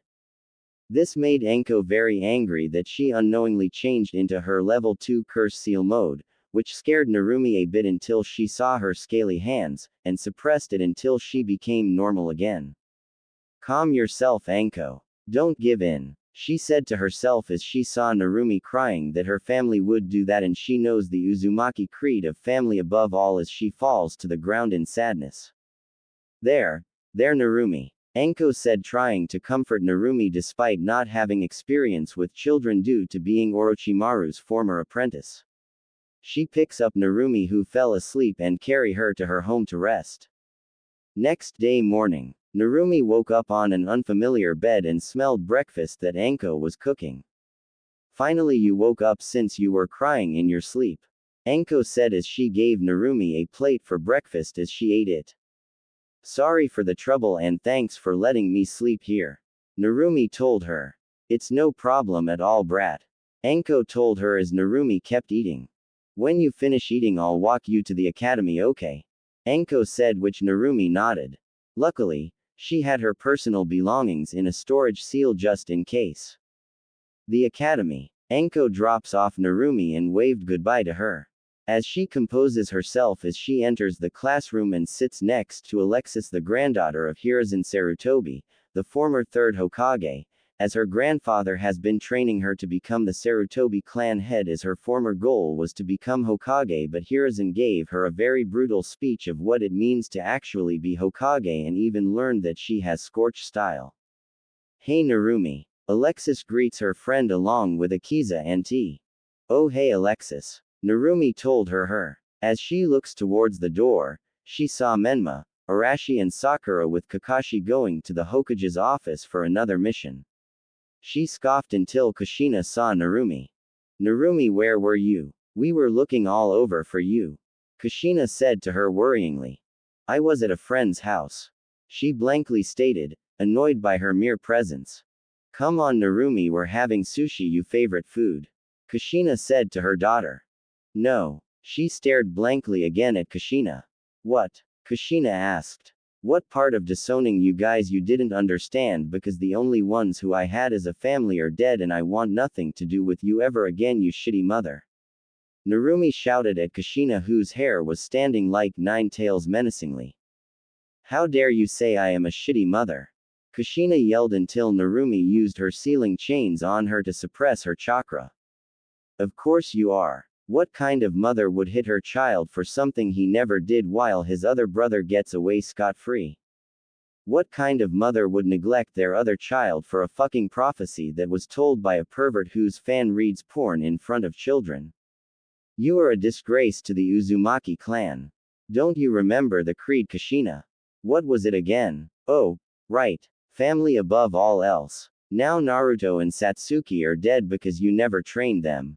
She told Kushina in anger as she threw Kushina out of the classroom while Aruka and her classmates were looking at her in fear except 3 particular kids while Kushina ran away crying. I think I'm in love. Hanabi said while looking and blushing towards Narumi while Akiza, who was surprised that Hanabi was T, stared at her as Alexis was making the give me gesture because he made a bet with T, who lost the bet while Hanabi was fingering herself and using her Byakugan to see under Narumi's clothing with a perverted look. Now I understand why Onisan had a crush on Naruto. Hanabi said to herself as Hanabi had gained a crush on Narumi, but she kept it to herself and not even Hinata knew because they would ostracize her from the clan just for having a crush on a girl as well, with the excuse of maintaining the Hyuga bloodline pure and the elders telling that girls love boys and vice versa. Especially when she remembered the incident when Arashi and Menma insulted Naruto's name again because the new bridge in Wave Country was dubbed the Great Naruto and Satsuki Bridge in honor of the 2 heroes who stopped Gato and his goons as they sacrificed their lives. She finally understood that Hinata was sabotaging her own potential for her so she doesn't get the caged bird seal, as she becomes more resentful towards her own clan, not knowing that there were more secrets that not even her and Hinata know about. Hinata had watched Naruto when they were younger, whenever she could. She wished that she could have helped him. She wished she could have watched him without having to worry about the consequences, but she is the heir of the Hyuga and he was the pariah. Her love for Naruto that had started from a small crush on the day when he intervened in a bullying attempt on that snowy day, and it kept on growing as she saw him struggle and lived his life in this harsh world. She felt connected to him, as they were both so similar. She is hated by her own family. It became worse after her mom died, and he was alone even among his own family until he met Satsuki and his sister Narumi. She even began to gain a crush on Satsuki as well, as she was a strong female who never took shit from anybody, unlike her. The family that provided warmth and happiness to others brought her despair. For her sister, she sacrificed her future and sabotaged her potential. The curse of being a Hyuga meant that her sister had to become a slave, but her gentle heart could never allow it. She had promised her mother that she would protect Hanabi, and for that, she sacrificed it all. She held on and kept that secret even when everything beat her down. Her own father cursed her as a worthless and incompetent. Her sister that she loved more than life saw her as an incompetent trash just like the rest of the clan. The sister that would hold her hands and follow her around with her bright eyes, with her lovely voice asking questions, had now turned into one of them. Seeing Naruto fight on and suffer, her love and her despair whispered words that had her question everything. Naruto needs you. Let that little bitch understand where she stands. Show her what you can really do. Show her the cruel reality of the world.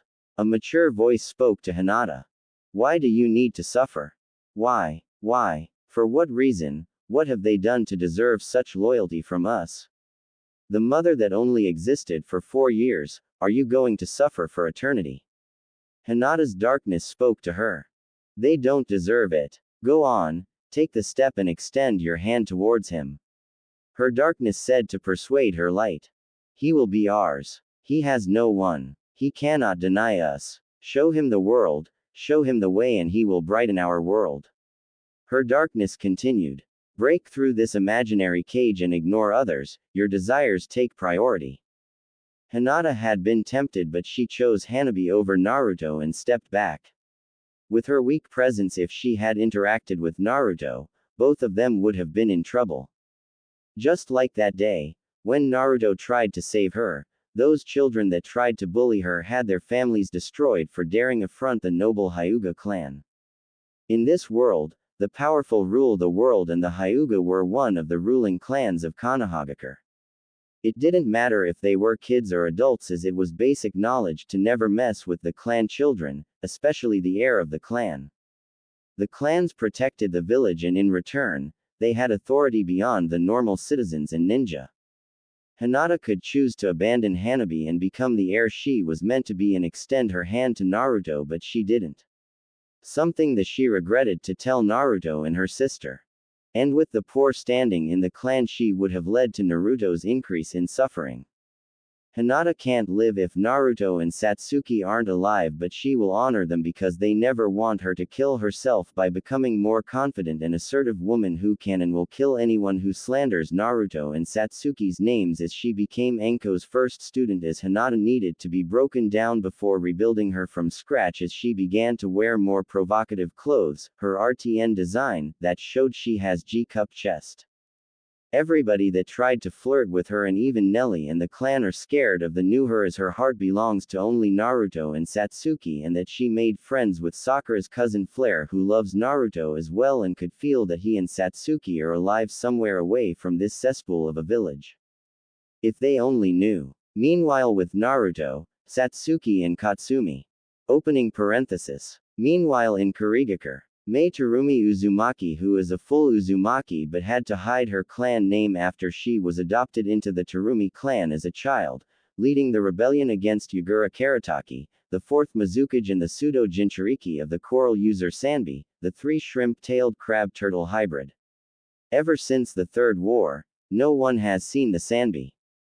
Mei suddenly sneezed because someone was having the time of his life and heard Ao saying the typical, "In my youth, shit. Ow. Shut up or die," Mei told him sweetly as he screamed like a little girl. Elsewhere with Kaguya. Kaguya, who possessed a shadow clone of Naruto who has Byakugan eyes, was currently watching Naruto, Katsumi and Satsuki pleasure each other while feeling jealous and left out. It reminded her about looking at people who knew about real love from countless habituated planets before the land of that wanted to own her, and Tenji as the weak-minded man he was considered peace more important than the love of a would-have-been family. Kaguya has seen beings from other planets as their own civilizations crumble on their own, as a few were peaceful but also made them easier to be killed and to gain a chakra fruit faster. The more she have seen, the more she felt guilty, mainly due to her Rinne Sharingan recording everything in extreme detail. The only option was to start fresh, that caused her to betray her own clan, but in actually they betrayed her because she questioned them of their goals, methods, and having their powers go over their heads. Even if they gain godhood, what will they do next? Kaguya have always questioned herself every time, as the same answer was to be at the top of the food chain. Kaguya said, repeating Ashiki said during the first times of their harvesting with their 10 tails that she named Dadara before marking a person in the forehead while the victim smiled in pieces. Kaguya flew into Dadara's mouth and ate her as it burrows into the ground. Contrary to popular belief, Kaguya may have been the first Otsutsuki to eat a chakra fruit that actually had time to develop fully and bond with a 10 tails, making her powerful than her disowned sons Hagoromo and Hamura. However, she was a woman that needed love, as most of her direct Otsutsuki family members have willingly left because the clan deemed them too powerful, except for her father Otsutsuki no Miko, who she hasn't seen for more than 2 millenniums, as he was the former clan head before Ashiki's father beat him and made him exiled her father, never to be seen again. "Mother, are you jealous of those 2 girls?" questioned a black plant wearing an Akatsuki robe who interrupted her thoughts. "Don't be foolish, Zetsu, and don't call me mother." Kaguya said, her usually voice cracking only slightly. However, this mystery figure caught it as the figure's mother never actually shown this much of emotions before. His is 3x bigger than Tenji's. She thought with a slight nosebleed as she composed herself. Anything else, mother? The figure said to Kaguya as she activated her Byakugan at the figure. Zetsu, if you really want to do something for us, then do what Naruto and Satsuki always done, prove it to us with your actions. That if Satsuki eventually forgives for how you indirectly caused her clan's demise. I know you're not even my son, just my corruption and paranoia in physical form. Kaguya said seriously, as she flew towards Naruto's location. Wait a minute, you're not her son. Shut up you. I don't know why Madara made me paired with you, you disgrace of a former father. Do you, Tenji? Said Black Zetsu to the white half, being the former lover of Kaguya Otsutsuki, as he goes into the ground to going back to a certain orange masking wearing Uchiha as he exits the scene, while the white half was looking in shame as it was the only white Zetsu to have a soul that was Tenji's, as a reminder of reminding him the consequences of his actions of regarding peace above everything. Meanwhile, as Black Zetsu was traveling through tree roots with his white half, he was thinking about his life choices. Sure, he may have been the mastermind of countless wars in the shadows, but he was doing it to free his creator. He mainly focused on Indra's descendants, as one of them has been the same gender until Satsuki. He did not regret that Ninshu was absurd, as true peace can never be achieved because it can't. Even Black Zetsu knew that life is like business, you have to give something to have something. Whenever he tried to remember about the stone tablet, since he is part of Kaguya, meaning that he is technically a pure-blooded Otsutsuki, to clearly read the text that only a user who has the dojutsu of the Rinne Sharingan line can, and since Hagoromo never turned off his Rinnegan, which made it impossible for anyone of his descendants who doesn't have the Rinnegan to read and decipher it fully. He always had a hazy feeling as if someone suppressed that memory of the event, since he wrote about needing to kill a close one to gain the Mangekyo, despite that Indra gained it naturally. Maybe I could have also told Indra and Asura about Kaguya and would have helped me. The past is in the past. Maybe after helping Naruto and Satsuki free Kaguya physically, I can pass on. But first, I need to redeem myself in front of Naruto and Satsuki for making them suffer, even if it was indirectly. Black Zetsu said to himself while clenching his chest, not noticing gaining a heartbeat, somehow not noticing that his white half made a small smile. As he was feeling calmer all of a sudden, as he made a few detours to Konohagakure and Mountains Graveyard to retrieve something that can help them on the long run with their awoken powers aside from Kaguya. Naruto's mindscape. After making her temporal home inside Naruto's mind, as he gave her control to change the scenery to her old home of the land of the ancestors. While Kaguya appeared in a place that resembled her old bedroom as she was sleeping, as being with Naruto makes her feel safe, while Naruto was looking around and amazed on how he helped Kaguya remodel the place from her memories. As Naruto meditated near a pond until he heard a voice calling him. Listen to my voice, my king. The voice said to Naruto as he turned around, a dark figure with Mangekyo Sharingan eyes that resembles his clan's symbol of the Uzumaki but longer. Who are you? Naruto asked, confused and wary of who it was, and what it was doing in his mindscape, since the only one present is Kaguya and sometimes Satsuki and Katsumi to train in secret, something that he respects. Really, Naruto, you may not know me, but I have always watched you since birth as well. Said the figure, circling Naruto, with the boy only being more confused at what the figure meant. Hagoromo? Naruto asked while the figure face-palmed. Do not compare me with to that pathetic know-it-wall that would listen to a pathetic disgrace of a toad than to his own family and thinks that he knows all when he knew nothing, even when the biggest threat was looking at him right in the eyes. The figure ranted because it also hated Hagoromo as well when it heard about Kaguya's grandsons. What are you talking about? Said Naruto, with the figure sighing in annoyance, before grabbing Naruto by the back of his head and forcing him to look at the water of the pond behind them, at his reflection, with the figure's head right next to Naruto's. Think about it. Hated for something out of your control since birth, despite that sealing Katsumi with the excuse of keeping balance between villages. But did we had a choice? No, we didn't. Look at us. We were hated, despised, ostracized and neglected by our own family because a prophecy is more important than our needs. Those feelings don't go away, so where does it all go? Said the figure, with Naruto looking at their reflections as realization slowly dawned on him. You. Naruto said, while turning his head to the figure, as it let him go. Yes. Every dark thought and negative emotions you have suppressed before. I'm all of them given form when Katsumi tried to use me to free herself until Kaguya came into our lives. Or at least, a developing form. For simplicity's sake, call me Naruto. All the negative emotions you were feeling for years, they were too powerful and intense to suppress, but you actually embraced them the moment you had enough, leading to me getting an early wake-up call all those years ago, but I decided to explore until you awoke your emotions sensing ability. Now being able to contact you and speak with you. Said Naruto, which was also the reason of establishing a subconscious connection between them. Well, why are you here now, Naruto? And why did you bring me here since I accepted my whole being already? Naruto asked, looking at his dark half warily, since Naruto wears his emotions of his sleeves, as it circled around and stood in front of him. Simple Naruto, despite our similarities and how much I despise people having us as the scapegoat instead of taking the responsibility and fix it themselves, and for living in that ungrateful cesspool of hidden village that has caused our clan's demise. However, we are still the same being, and now you've seen the truth, that people, they never cared about you unless they gained something in return.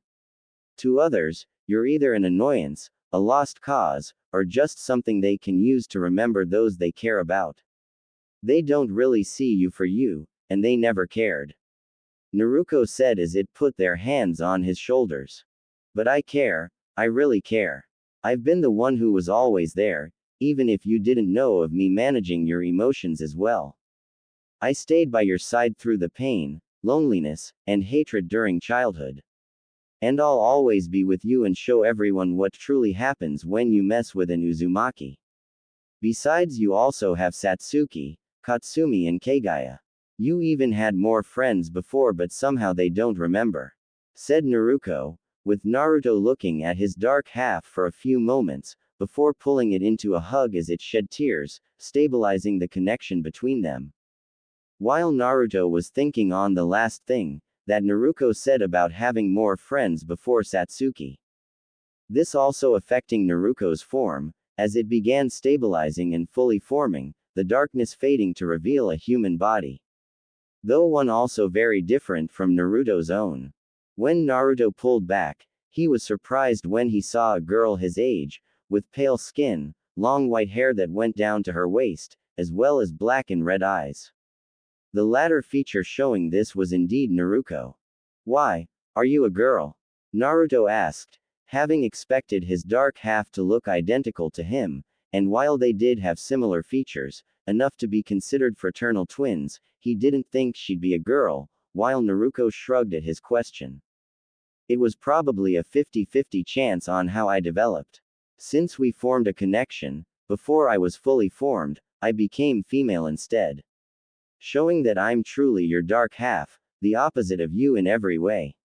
It's likely, if we hadn't formed a connection, I would have developed as a male, being a complete copy of you, minus the eyes, as some form of default form. Naruto explained, before grabbing a strand of her white hair. Though even I'm confused at where the white hair came from.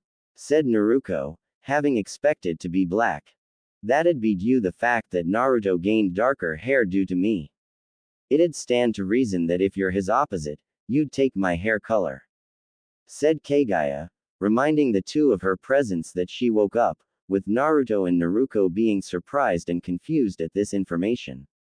Naruto looked back at Naruto, with his eyes widening in shock and his face burning red, as he realized something else about her. She was completely, while sporting a surprisingly curvy body and E-cup, showing she was an early bloomer.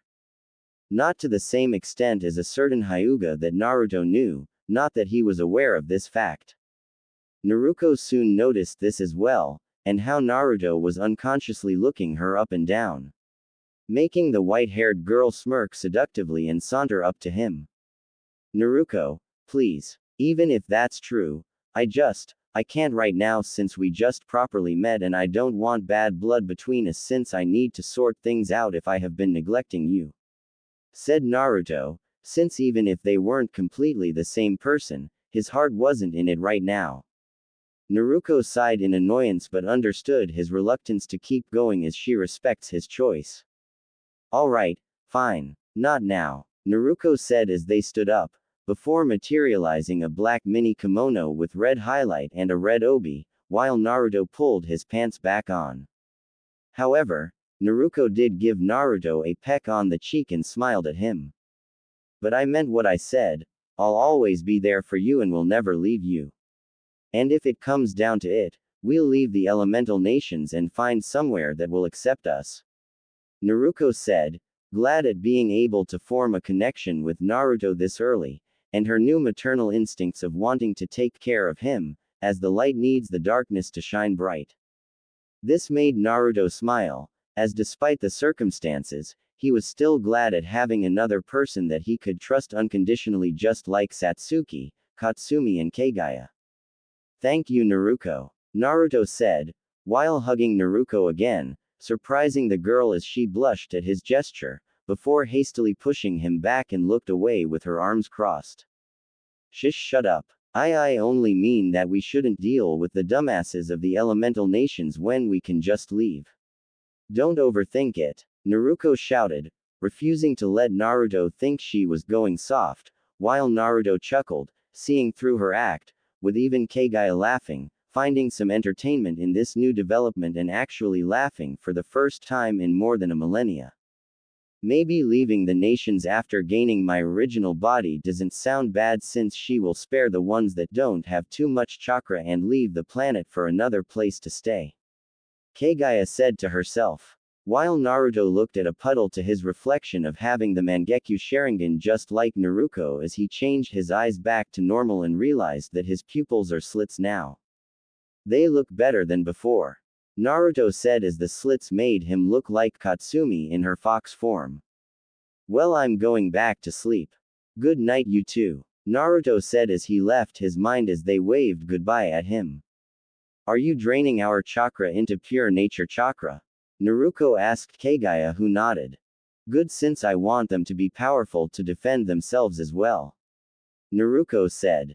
"Even Katsumi will start to learn to use her siblings' abilities as well Naruto," Kaguya answered.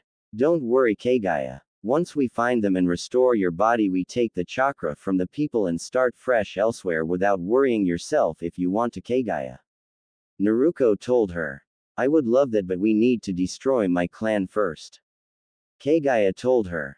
"Don't be scared Kaguya. Once we are strong nothing can't stop us," Naruto assured her as Kaguya smiled. Real world. Naruto, Satsuki and Katsumi were sleeping peacefully until silver energy covered them while they were smiling of the feeling that was filling their chakra network as they felt stronger and calmer, more so Katsumi ever since she is freed but willingly stays with them since they are the first real family she has since her siblings that she needs to apologize for her arrogance towards them, especially Kaide. Meanwhile in Konoha, as a woman with silver hair and a girl with brown hair were sleeping and murmur about Naruto and Satsuki. Hinata, who is now living with Sakura's cousin Flare after leaving her clan compound and was dreaming about Naruto and Satsuki and she misses them. Ino was still sad that she never told Naruto that she loves him when she realized that when Sakura talked bad about him and Satsuki and says that she is glad that they are both dead. That is when she breaks off her fake rivalry because Ino was infatuated towards Arashi and Menma, but that changed when she used her mind jutsu on Menma and saw the chakra of the 9 tails behind a cage, but something was weird that it didn't have a consistent physical appearance, just chakra shaped like the Kyuubi, that it sensed the fear out of Ino as she quickly left Menma's mind. Then Ino beats Sakura within an inch of her life for insulting Naruto and Satsuki's names that her dad tried to suppress parts of her memories but couldn't due to her heritage from her mother's side had started to manifest. Meanwhile in a hideout, a woman sensed the calming chakra. Naruto-kun. The woman with yellow eyes asked and ordered her most valuable henchman to find Naruto while planning to get help from Suna to invade Konoha. Soon my Naruto-kun, you will be all mine and I will bear your children as well. The woman said to herself while drooling. Unknown place. The Uzumaki god and the Uchiha goddess are alive. The girl said along with a black-haired girl and a white-haired girl with 2 red dots above her eyes with hopeful voices. Meanwhile in Suna, a girl carrying a big gourd was looking at the sky alone while inside her a tanuki made of sand was wary that she felt a familiar presence that she fears but at the same time cries. It can't be them. That's impossible. The tailed beast said. Yo Gaia, are you okay? Another voice said as the girl heard the voice and came inside to rest. Coming. Gaia said as she went inside. Meanwhile in Kusa, a girl with red hair and glasses was kneeling and crying to whoever God was listening to help her and her mom out of their misery. Whoever is listening my prayers, please help us. The girl said with tears while holding her sleeping mother. Meanwhile, Zetsu heard the girl's pled. Don't worry, Naruto will help you. Zetsu said as he left. Wave Country. As Naruto woke up inside a cozy tent until they have a more suitable place to stay. It looked big on the inside due to Naruto adding seals to expand the inside. As Naruto left a shadow clone in his place to begin hunting food for breakfast and another shadow clone to start preparing coffee for the girls as he left to find edible food not knowing that a certain entity possessed that shadow clone that the eyes changed into red with black sclera, who was preparing coffee.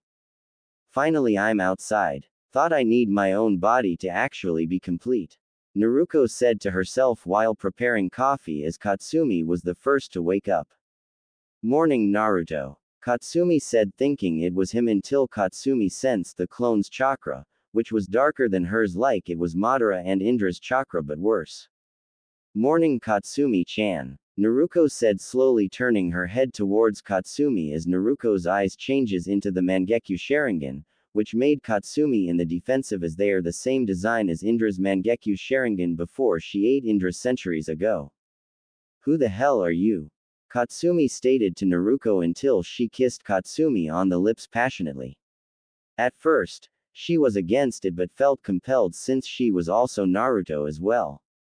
Finally, Naruko deactivated her Mangekyo. Really Katsumi, you don't remember on trying to use my king's negative feelings in order to free yourself from the seal before Kaguya freed you? Naruko said to Katsumi who gasped. You're his dark half. Katsumi said with regret that she didn't tell Naruto. Ding, ding, ding, we have a winner. Naruko said to her. That doesn't make sense. How come you're still your own being despite that Naruto accepted his darkness already? Katsumi told her. Remember that Naruto is more powerful than he appears to be Katsumi-chan and that's with his own chakra not Asura's since it disappeared. We may have left the village that we all despise. However, the minute they suspect us being alive they will hunt us down and seal you into someone more subservient or someone that will abuse your power Katsumi. Don't tell Satsuki that he has the Mangekyo until he tells her as they will be equal to her in more ways than one just like Kaguya said. Naruko said as she kissed Katsumi again as she poofed out. Later. Let's see the first place we have to go is Taki. Naruto said to Satsuki and Katsumi while Kaguya stayed inside Naruto's mind. Contrary to the popular belief about Katsumi is that even sealed she still can sense emotions from outside the seal, albeit limited. Especially from Naruto's grandmother Mito Uzumaki, also known as Hashirama Senju, the last transmigrant of Asura Otsutsuki's wife, who nearly succeeded into making peace with Indra Otsutsuki's transmigrant and Satsuki great-grandpa from Makoto's side Madara Uchiha until Tobarama Senju ruined it. While Katsumi was sealed inside Mito, she could always hear from the outside when inside the seal, as she was roaming while looking through her memories since birth to present, and it had its advantages, especially from when Mito was helping Tobirama create his most famous jutsus like the Flying Thunder God, Shadow Clones, Bringer of Darkness, and the most deadly and powerful of all, Impure World Resurrection. A technique that can revive people who did not die of natural causes, at first, and if you have some DNA of the person you want but need a body as a sacrifice, and the best part is that they are immune to genjutsu, except for the subtle mind control ones, have unlimited chakra due to them instantly replenishing it, no need to eat nor drink, and can be controllable even if they know the release hand seals. Tobirama and Mito may have created the jutsu, but you Naruto-kun can perfect it to bring anyone at full power in their prime and control them whenever you want. Katsumi said to Naruto, who actually smiled at Katsumi for showing that she has full trust in him. Moreover, Naruto knows on whom to revive. However, that's for later. On the road to Taki. As the Naruto, Sasuke and Katsumi traveled to Taki in search of Fubuki's Jinchuriki. I can't believe that Hashirama would do something so stupid and give a tailed beast to the village that wanted him killed. Naruto said in anger. It's like a tradition that every Hokage is worse than the last. The first hunted every tailed beast after Suna captured Kaide, then sold them to the other main villages without asking them first if they wanted to agree. However, it was forced in the name of promoting peace. He was so gullible to give powerful beings and not think about that they would use them against each other. Tobirama holding his grudge towards the Uchiha clan and made sure that they don't have a saying on anything. Hiruzen for letting Danzo live and other things. Dear Dad for using an Uzumaki exclusive seal, ruining my childhood, neglected me and accepted the slaughter of the Uchiha clan when there was another way. Naruto continued to rant. For years I hated Madara Uchiha for using his eternal Mangekyo Sharingan to control me, but then I realized that it was Tobirama who pushed him to read the stone tablet in the first place. When Indra and Asura's transmigrants nearly made amends until Tobirama had to ruin it because he never left the past. Katsumi said as her hatred is now directed to Tobirama more than ever. Satsuki tripped into something metallic. What the hell? Satsuki asked as she stumbles into a secret hideout. Satsuki, are you alright? You're not hurt, right? Naruto asked in concern as he was checking if she wasn't hurt. While she was blushing. He really does truly love me. Satsuki thought to herself while blushing at his concern for her. What is this place? Katsumi asked while looking at the secret lab as she saw a pod with a person inside. A woman with long blue hair with loops on the tips and pink streaks, and 2 beauty marks under her blue eyes. Wearing a white long-sleeved turtleneck shirt with bishop sleeves and dark shorts with blue stars and a moon, and a planet with a ring around it patterns, blue earrings, and black high-heeled shinobi sandals with 2 blue crescent moons and blue heels. In addition, wearing 2 blue bracelets on both of her wrists and matching rings on her ring finger and her pinky finger, and has pink nail polish on her fingernails and toenails. As they looked around, they saw some files about Project Kara. Project Kara, what is that? Katsumi asked. Let me ask Kaguya if she knows about this. Naruto said as he started to meditate to talk to Kaguya. Mindscape. Yes, Naruto-kun. Kaguya asked him while she was sitting in her throne. Hey Kaguya, do you know anything about Project Kara? Naruto asked her until she was silent and began to hyperventilate. No. It can't be him. I thought I killed him. She shouted. Calm down, Kaguya. I thought you said that you killed Ashiki. He asked her worriedly. Listen carefully, Naruto, to I'm about to say. Kaguya composed herself.